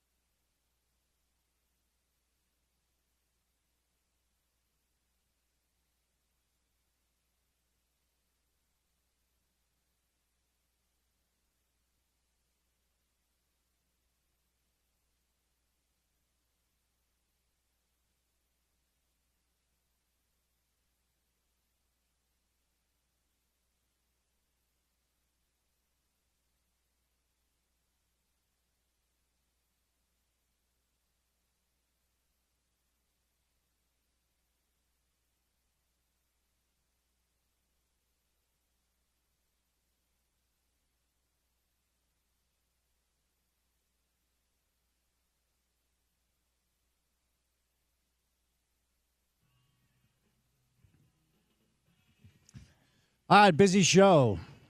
Busy Wednesday show. CK joined us right out of the gates. Chris Comradi from The Athletic, our college football insider. Kyle Bonagura, ESPN. Just got up with Kenneth Scott, former Utah wide receiver, but one of my favorites to talk college football is our guest here in the 4 o'clock hour, Danny Cannell. DK, how are you, buddy? I'm great, Spence. How are we doing? We're good. We're good. It's been a wild week out in this state where for a minute it looked like Kalani Sitake was going to leave BYU and take the Penn State job. But look, Danny, Texas Tech has oil money. BYU has cookie money. And ultimately it culminates with Kalani sticking around. It looks like he got a nice little extension. His assistant coach is taken care of as well. What are your thoughts on this crazy story that went down over the past 3 days? I mean, I feel like a BYU fan should be thanking me somewhat because I have 3 teenage daughters who quite frequently go to Crumble Cookie. So I feel like I contributed some of this money that helped retain Kalani Sitake. But I think this is awesome. I think this is great because I don't like seeing schools get poached or outbid or, teams that are perceived as a bigger blue blood or maybe they have more resources or they're closer to a national title. And you go, you lose a coach that's really good that, might go seek that opportunity. And I wouldn't blame anybody to do that. And I don't blame Lane Kiffin for going to LSU. But I love when you see a school like BYU, and I know what a passionate fan base that is, and I know what a great coach Kalani Sitake is, and I know how much he appreciates the fan base. I like when it ends like this. When you're able to retain your guy and it feels like everybody's happy. And I think that, and I want to see stability. Like I played for a coach in Bobby Bowden who coached for, 40 years, 30 of them at Florida State. Like he was there forever. We don't see that anymore. And so we lose some of those characters. When you think of a coach, you think of a school. They're kind of synonymous. We don't see that. And who knows how long Kalani Sitake is at BYU, right? It's still a fickle business. But the fact they were able to keep him, I think it's good. I think it's good for college football. I think it's good for BYU. You kind of alluded to what I'm about to ask you by saying Kalani is a great coach, but from a national perspective, how would you characterize his reputation? 10 years on the job at BYU. They're 22-3 in their last 25. They're about to play for a conference championship. So just on a national level, how do people view Kalani? Oh, I think he's extremely well respected. I mean, I think I've even talked to you in years past and just felt like BYU kind of flies under the radar. Kalani Sitake is probably one of the more underrated coaches in college football, just for the type, not only the type of human being is, but the type of physical teams that he brings to the table and that you feel like they're always going to be well coached. And the way he handles, it is a unique situation at BYU with, handling players that have to go on missions, and he's handled that flawlessly. I just think it's a great fit. But I do think the national perception is very high of Kalani Sitake. I think he's well respected nationally as a football coach, without question. You referenced Lane Kiffin taking the LSU job. You're going to be good on this because I don't know Lane. I've never interviewed him, and I've had some guests on that knew him here or there. Max Brown played for him 1 year at USC, but I would imagine you know him, certainly maybe know the type of coach he is. What is it about Lane that exits jobs in the way that he exits and leaves chaos behind as a person? And then just what is his reputation as a coach? He can clearly coach because he continues to get opportunities. Well, I think some of it is like, I think a lot of coaches leave behind situations and there's animosity, right? Sure. You go look at Notre Dame when Brian Kelly left. I mean, they were ticked off. How could you leave us? It just happens. And I think if you look over the course of his career, and I really enjoyed the Lane Kiffin documentary that ESPN did. I thought it was really well done. And he even said when he took the Raiders job at 32, I think he was like, I was a young kid. He's like, I was in way over my head. And then he goes to Tennessee, and he's still a young kid. And, he leaves there after a year, which I don't blame him. He went out to USC. Like, that's where he's from. Like, that's was a dream job. So, like, I don't fault him for that. Getting fired on the tarmac, I think that's because they weren't as good as USC was used to being. So a lot of these other, turmoil places where you leave a wake behind, I don't know if those are all on Lane or as much as it's just the landscape of college football is if you leave programs, oftentimes there's going to be animosity from the fan base there. Now, this one is unique because speaking of that ESPN doc, a lot of people took that as, oh, Lane has changed. He's finally happy. He's finally found peace at Ole Miss. Therefore, he has to stay there. And I think that was a false assumption because I still think maybe he has found peace. I still think maybe he is a changed person. I think he still could be a lot of those things that he claimed to be. But just because he's leaving the LSU, which is a better job, that's unequivocal. Like, it is a better job with a bigger home field advantage, better resources to players, which is a testament. When he rolled up at Baton Rouge, there was a 5-star. The number 1 5-star defensive tackle was already there, who had already committed before he got there. And he's like, that stumbles in his lap. Like, it's a little bit easier to get players to LSU than it is to get players at Ole Miss. So I think all of that, like Lane Kiffin painted as a bad guy and he's narcissistic still. Sure, he might still be somebody that loves media attention. A lot of football coaches love media attention because they realize it can be great for recruiting. It's good to build a brand. I would have loved to seen a fairy tale ending where he would have said, just like Kalani Sitake, I am happy at Ole Miss. I'm going to chase the title here. But I just don't think that was in the cards for Lane Kiffin. And then, by the way, the other thing that led to even more animosity was that it was an SEC rival. Like, that threw in all this added gasoline on this combustible mix, which made it absolutely insane, the coverage, which really hijacked the last month of the college football season. Lane said the LSU job is the best job in college football. Do you agree with that? It's in the discussion. I mean, it depends on what you're looking for, right? I mean, if you're looking for resources, for the best players, the best facilities, it's up there. I think we're really splitting hairs when we talk about Alabama, when we talk about Ohio State, when we talk about Texas, Georgia. There's a top tier of programs that I don't think there's much that separates them.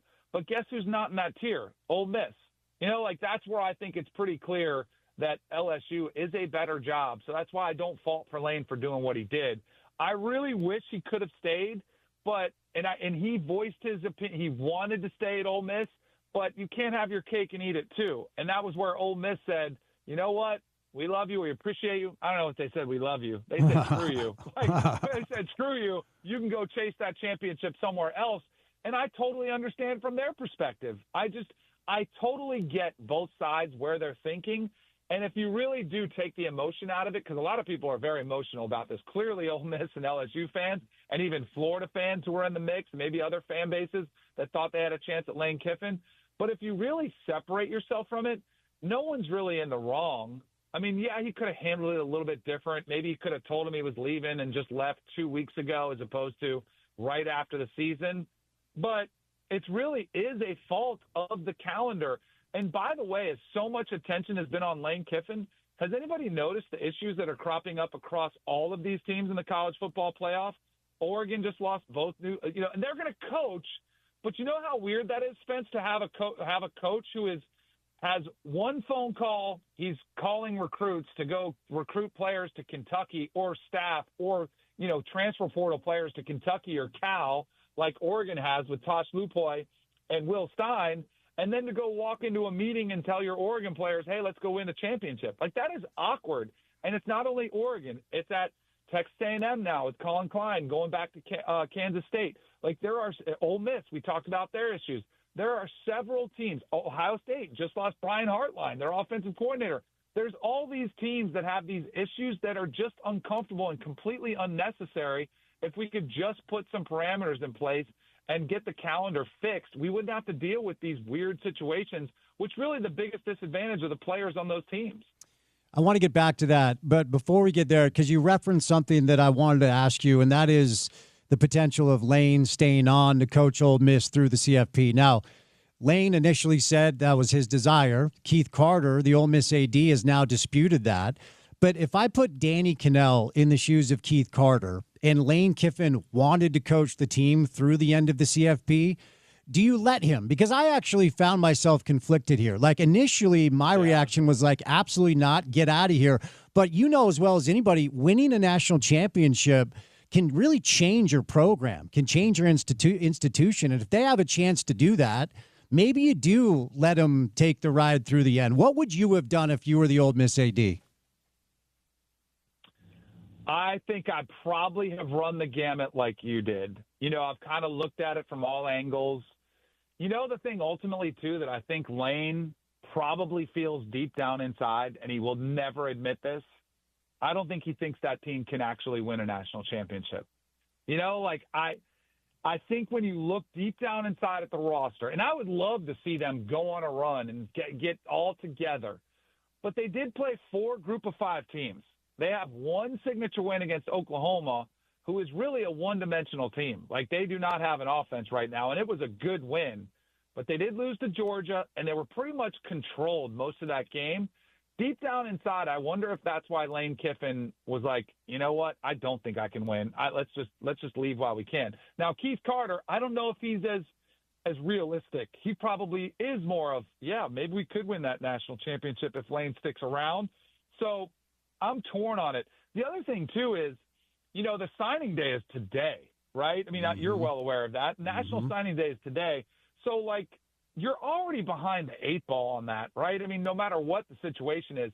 And if you have to sacrifice a year of turmoil or maybe missing out, which can devastate you. I mean, you could have a situation where you go from almost national championship to 6-6 or 7-5, and that can be devastating as well. But I do understand the sentiment of why wouldn't you just allow him to do it? But then, and here's the biggest thing that I think Keith Carter did.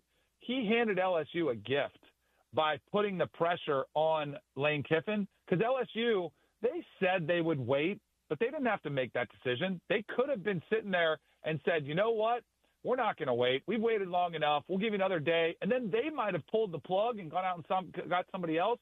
And then Lane Kiffin's still at Ole Miss. So that's one of the things I've thought about that I wonder if Keith Carter mishandled. If he would have just played it like, we're going to wait, take your time, you can do whatever you want.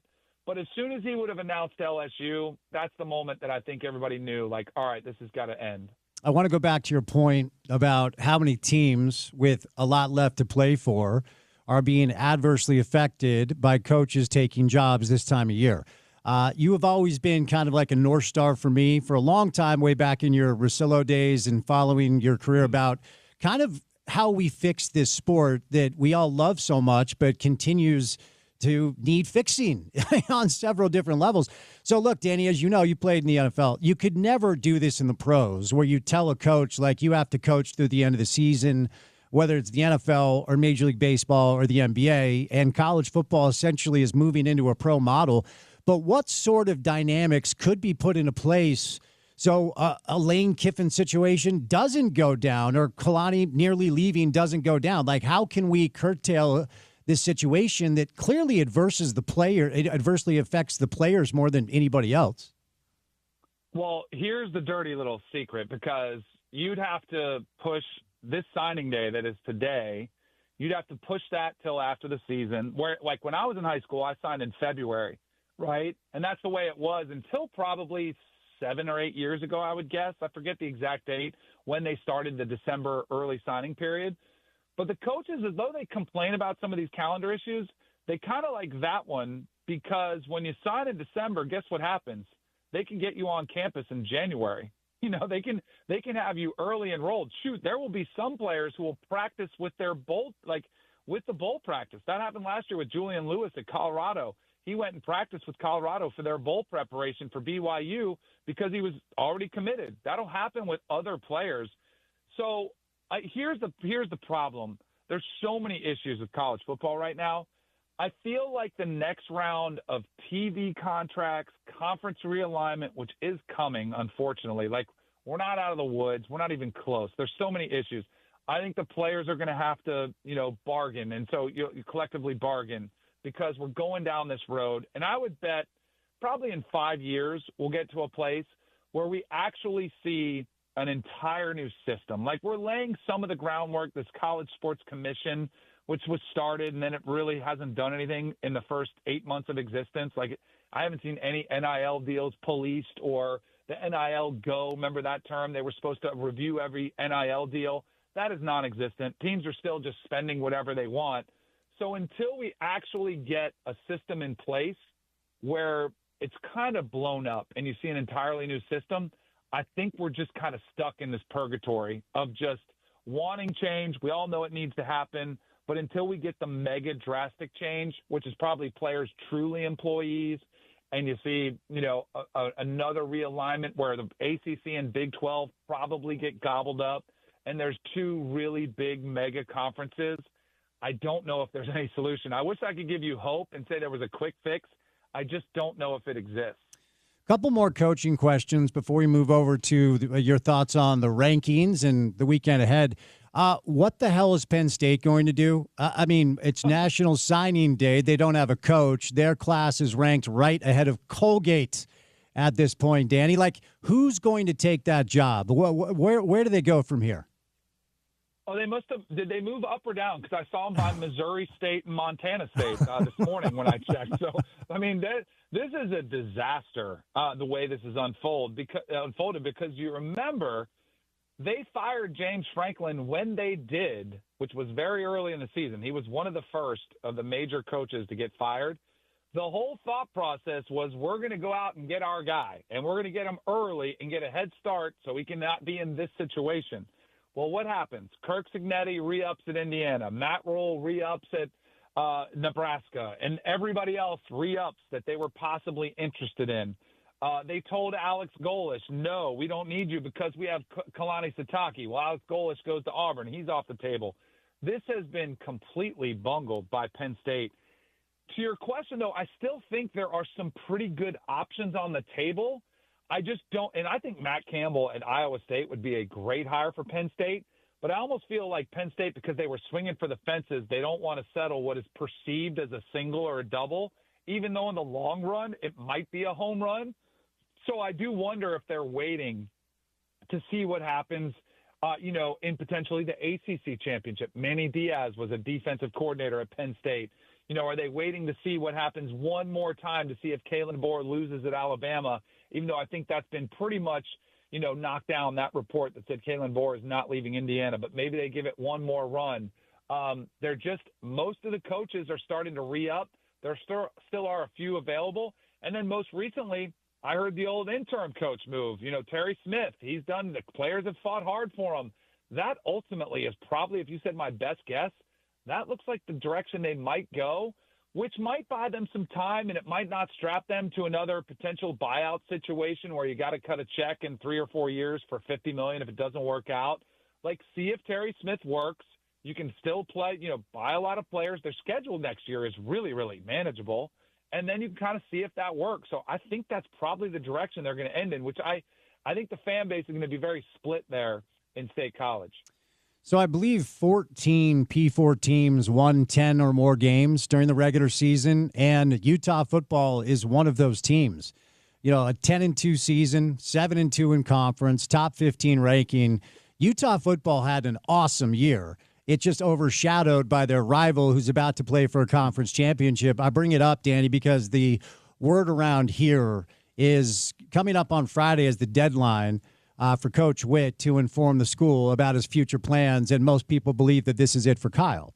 If this is it for Kyle Whittingham, what do Utah football fans owe him? What should his legacy be as he walks out the door?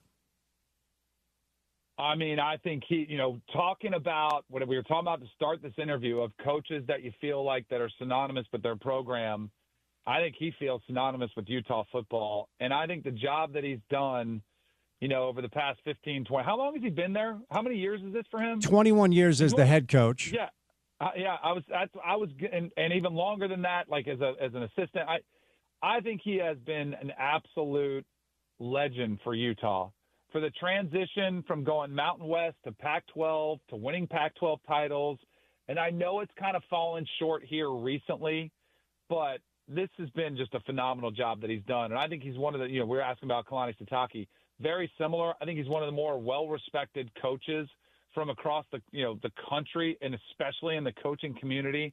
I think he's done a phenomenal job of delivering a consistent winner with a very clear identity. And, and an incredible quality of player that comes out of Utah. All right, moving over here, BYU is a 12.5-point underdog, 12.5-point underdog to Texas Tech. Round one in Lubbock went the way of Texas Tech, and it wasn't very close. It's going to be a tough task for BYU to get this win. And the committee is telling us, Danny, I believe that if BYU does not win on Saturday, they will not qualify for the 12-team CFP. Now, some things could change based off of certain dynamics ahead of them. But two-part question, do you think BYU's got a puncher's chance against a really good team on Saturday? And if they do not win, is there a path for them to make it as an at-large team? So I absolutely think they have a puncher's chance, right? It's college football. Anything can happen. The game kind of went sideways, a couple turnovers. Bear Bachmeier's first game on the road in a really, not his first game on the road, but first really hostile, huge game where he had game day was there in Lubbock, and it just kind of got sideways. The other thing they could not do was run the football. When they only rushed for 67 yards against Texas Tech, that is not a recipe to win the game. I thought their defense did play well enough to win. So I don't know if I picture BYU putting up a bunch of points. Texas Tech's defense is really good. But I do think they could, if they possess the ball better and they don't turn it over and they keep it to a lower scoring game that is a physical bloodbath type of game, I think they can get the stops. And Baron Morton has been a little bit shaky. I was not impressed with him against that game against BYU. So I think if BYU can have a little bit more success running the football and they can settle Bear down and not, have the turnover issues, absolutely I think they can win this game. So I do give them a puncher's chance. Now, if they lose, is there any way they get in? I don't think so. I mean, we have to realize something, and this is something I've been telling ACC fans who are upset about Miami and Notre Dame, and this is really – it's really the Big Ten SEC Invitational plus Notre Dame. I mean, it's kind of what it is. And you can look at it and say it's big brands, where it's Notre Dame is the big brand. But the committee has very clearly said that they view the Big Ten and the SEC as a different brand of football. They are the super conferences. They're the Super Two, and they have looked down on the ACC and Big 12, both this year and last year. And, ACC got really lucky with a bid Steelers situation where Clemson beat SMU, or else ACC was going to be a one-bid league, and then they would have gotten another SEC team. And I think one of the most telling things was when Alabama did jump Notre Dame last night to get up to 9. It does feel like they're setting up. If Alabama loses, they won't drop them out of the college football playoff. Now, if there is a blowout, or let's say Ty Simpson gets hurt and they get beat in that blow, by 3 touchdowns, then I think it opens up a slim door for BYU if they did lose. But I think they'd still have potentially Miami as a blue blood there would be waiting, in the wings, or it's Notre Dame. And then a lot of this depends on, too, what happens in the ACC. If you have 2 group of 5 teams, that is going to screw over a lot of really good quality teams. And then it's a complete disaster. And I think we see college expansion, playoff expansion next year. But ultimately, I just feel like BYU's only path is to win the Big 12. A lot of BYU fans believe they have a case that should be heard in a way that it doesn't seem that it's being heard. I mean, their only loss on the season is to a top 5 team on the road. They have 2 top 25 wins over Utah and Arizona.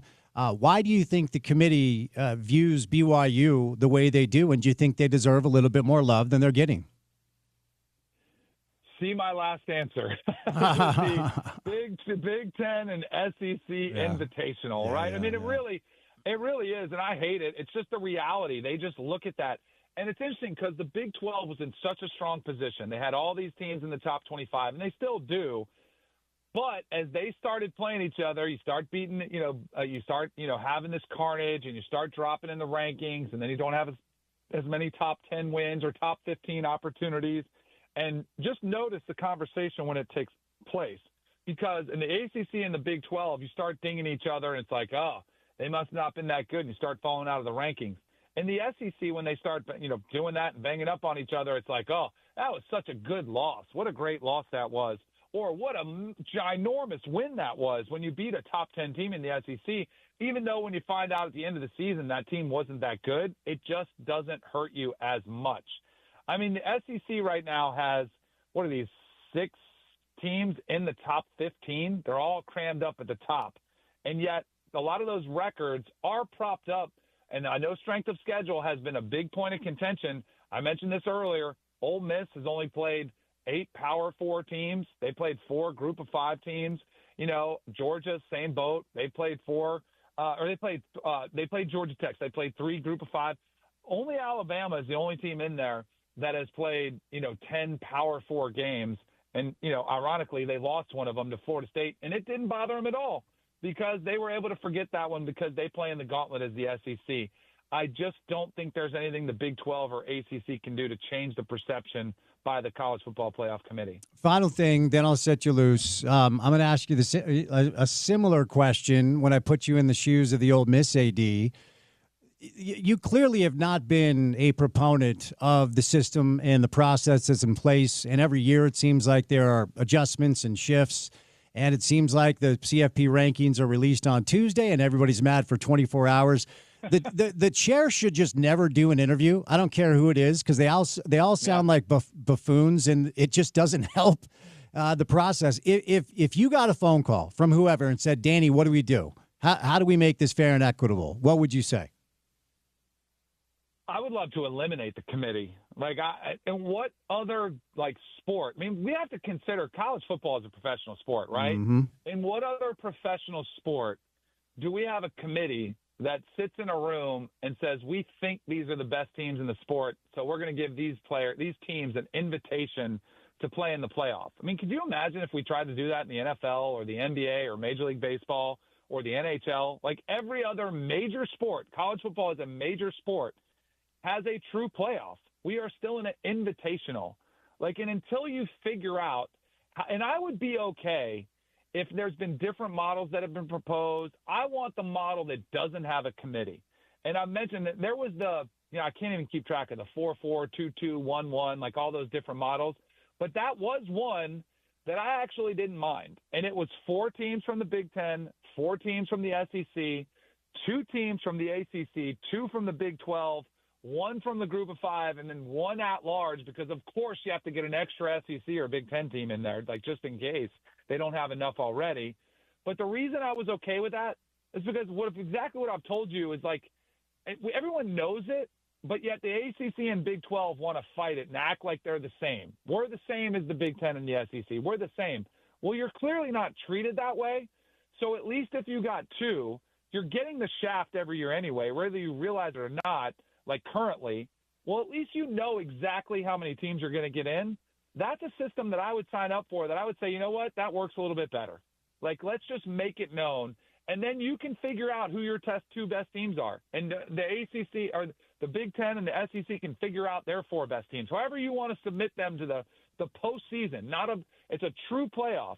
Your 4 best teams, Big Ten 4 best team, SEC, ACC, Big 12, your 2 best teams. And then let's go have a true playoff. There's no committee. I don't want them involved at all. I want it actually figured out in the field like they do in every other major sport.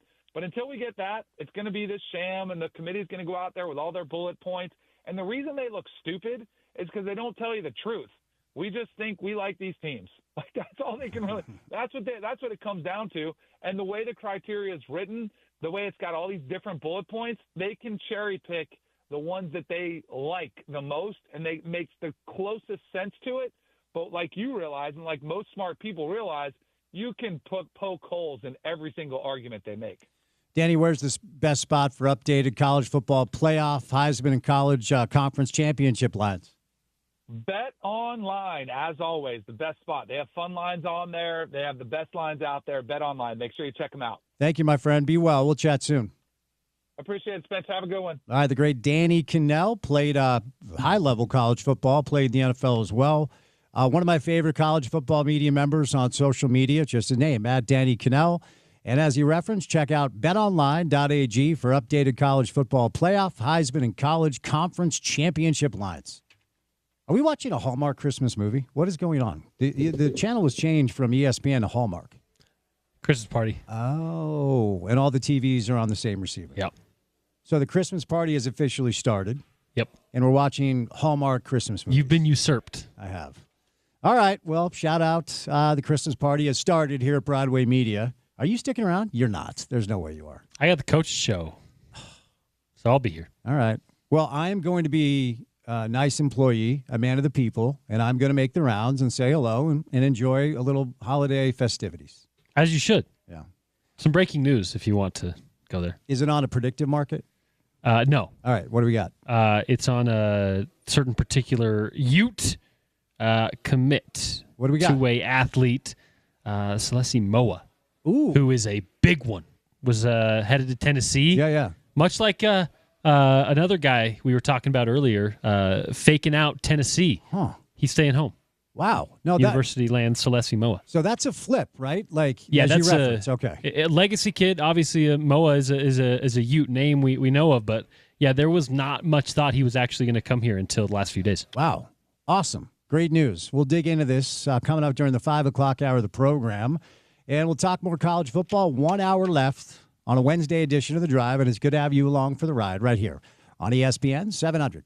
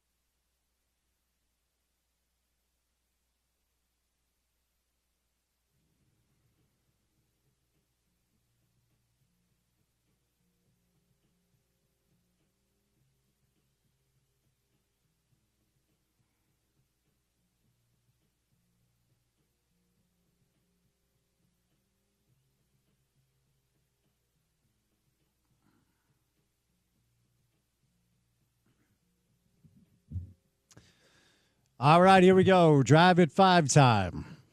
Wednesday afternoon style, chilly day outside. It's about 37 degrees and cloudy here in downtown Salt Lake City, Utah, right outside of our Broadway media studios. And as it is every single day, it's good to have you along for the ride. 5 o'clock hour of the program, all college football.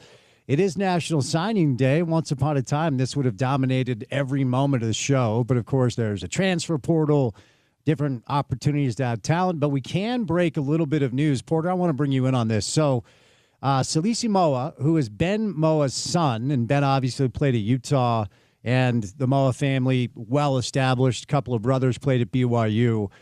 The number one player in the state of Utah, Porter, has flipped his commit from Tennessee and will play for the University of Utah. Tell me what you know about this young man. Yeah, it's I mean, as we mentioned, the top player in the state. That's always going to give you a good taste in your mouth, right?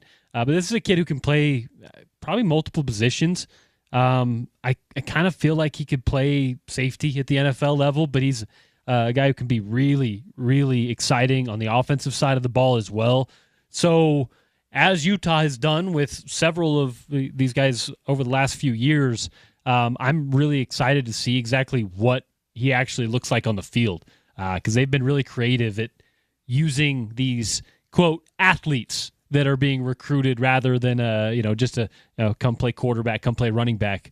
This is just one of the best football players in the state of Utah and in the West in general. Shout out Ogden, Fremont High. Salisi himself says his plan is to play both sides of the ball, and then, as Porter referenced, eventually settle in as a safety. And, of course, Morgan Scally, known for developing safeties. Also, Kelvin Obat has become the highest-ranked player signed in the history of the University of Utah program, offensive tackle, which is good news. Utah has to rebuild that. 6'6", 300 pounds. Porter, what do you know about this young man? So we were talking about this during Crosstalk. The highest-ranked recruit signed in Utah football history prior to today was Clark Phillips, friend of the show, now in the NFL with the Atlanta Falcons. What do you know about this young man, and how big is this as Utah tries to rebuild their offensive line that was so dominant this year? Big is the right word. He was a kid who was on campus a few weeks ago during that Kansas State game. He must have liked what he saw, at least the atmosphere in what was a wild one. But he just physically already looks the part. And yeah, it's the first ever 247 composite 5-star is what you get there. 6'6", 270 pounds. He's all ready to play the position, and maybe Utah is looking at guys who are ready to play immediately, but they've also got 3-4 guys that are kind of already there that haven't seen a lot of snaps that are ready to step in. Moei and others that I think Utah is confident with. Hey, Caleb Lomu, I know he may be a first-round pick, but there's 2 years of eligibility left. Back up that truck. We know what the world of college football is nowadays. I was wondering, because who was it? Somebody came on the show and spoke as if he was gone. If you're Spencer, you got to go. You're a top 10 pick. But I wonder if Caleb is able to garner some NIL cash and play his way into potentially top 10. And if he comes back, dude, that changes everything. Well, and you wonder, listen, if you're a skill position guy, if you're a quarterback in the NFL, that first-round money can sometimes be a little bit too much to handle. But if you're Caleb Lomu, and this is if you end up being, projected as a second, third, maybe mid-round draft pick of some sort, in the offensive line, a lot of times, man, you play 2 or 3 years, you play 4 years, you play that rookie contract, and then that team says, hey, you may still be good, but we can get the same player on a rookie deal. You've kind of chewed through your NFL welcome. And even really good offensive linemen, Isaac Asiata, who won an Outland Trophy, just kind of burn out in the NFL, and then your contract is over with. So maybe you look at today's college football world making a bunch of money in college instead of taking that early trip. I don't know. So the Salisi Moa news just jumped Utah's recruiting class from 42nd to 35th in the country. Big 12 rankings as of now, Utah is at 5. BYU was able to lock in Ryder Lyons, of course. BYU's recruiting class is considered to be number 27 in the country and number 3 in the Big 12 behind Texas Tech, West Virginia. So it goes Texas Tech, West Virginia, BYU, Arizona State, then Utah. Utah jumps TCU, and that just happened because the Salisi kid flipped his commitment from Tennessee to Utah. So good day to be a Ute. We'll catch a break. We'll do some college football with Chris Kamrani coming up on the other side of a Wednesday edition of The Drive right here on ESPN 700.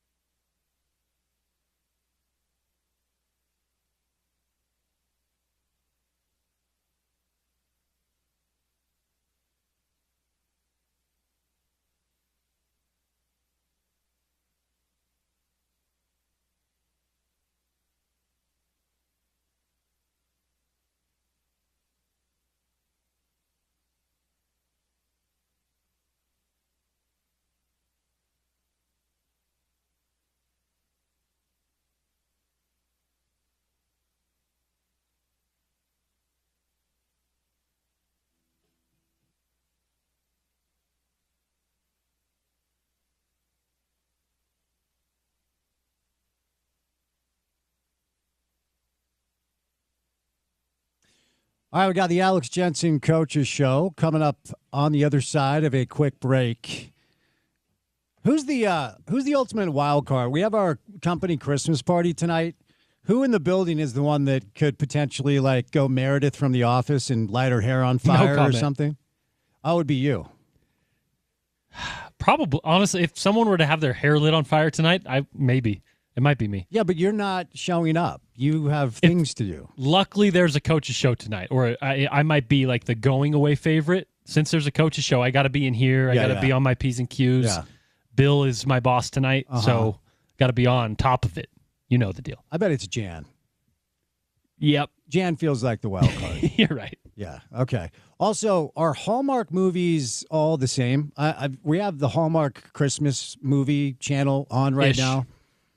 So they're all it's like country songs where Zach Bryan and Morgan Wallen sing about whiskey, and then they bring on Casey Musgraves to sing about please stop drinking whiskey so we can get back together. So Hallmark movies are like the country. You're talking about pop country, just to be clear. Yes. No, I know you hold the classic country near and dear to your heart, but the new pop country songs are all the same. It's like Zach Bryan or Morgan Wallen get together with Casey Musgraves and they break up because Morgan or Zach is drinking too much whiskey, and Casey's like, please stop so we can get back together. And yeah, the Nashville scene with the country stuff's bad. I'm not gonna defend that part. All right, big news of the day today. Utah football got a big time commit. Salisi Moa from Ogden has flipped his commitment from Tennessee to Utah. As a result, the Utes move up to the number 35 ranked class in the country. Number 5 in the Big 12, BYU number 27 in the country. Number 3 in the Big 12, Texas Tech. Oil money, BYU cookie money. What does West Virginia have? Moonshine money? How are they? Because they're the number 2 class. Used to be. There's some coal money there if we can get that going again. Okay. All right. Fair enough.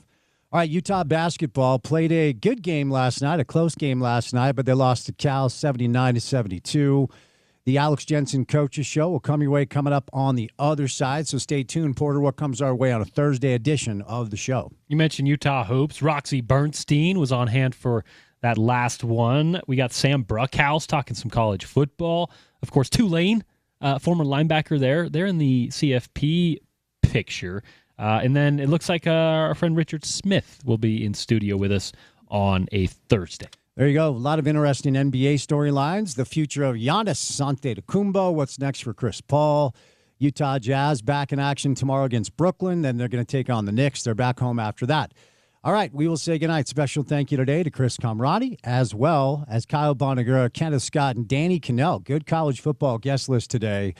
If you missed any of it, go to the website, which is ESPN700sports.com. Download our mobile app and take us on the go. That ESPN 700 app is available in the App Store and the Google Play Store. Then for what we do in our space every afternoon for 4 hours, check out our podcast page and support us. Follow, subscribe, rate, review, say nice things in the comments, give us all the stars. It's called The Drive with Spence Checketts. That's Porter. I'm Spence saying goodnight. Alex Jensen Coaches Show coming up on the other side right here on your home of the Utes, ESPN 700.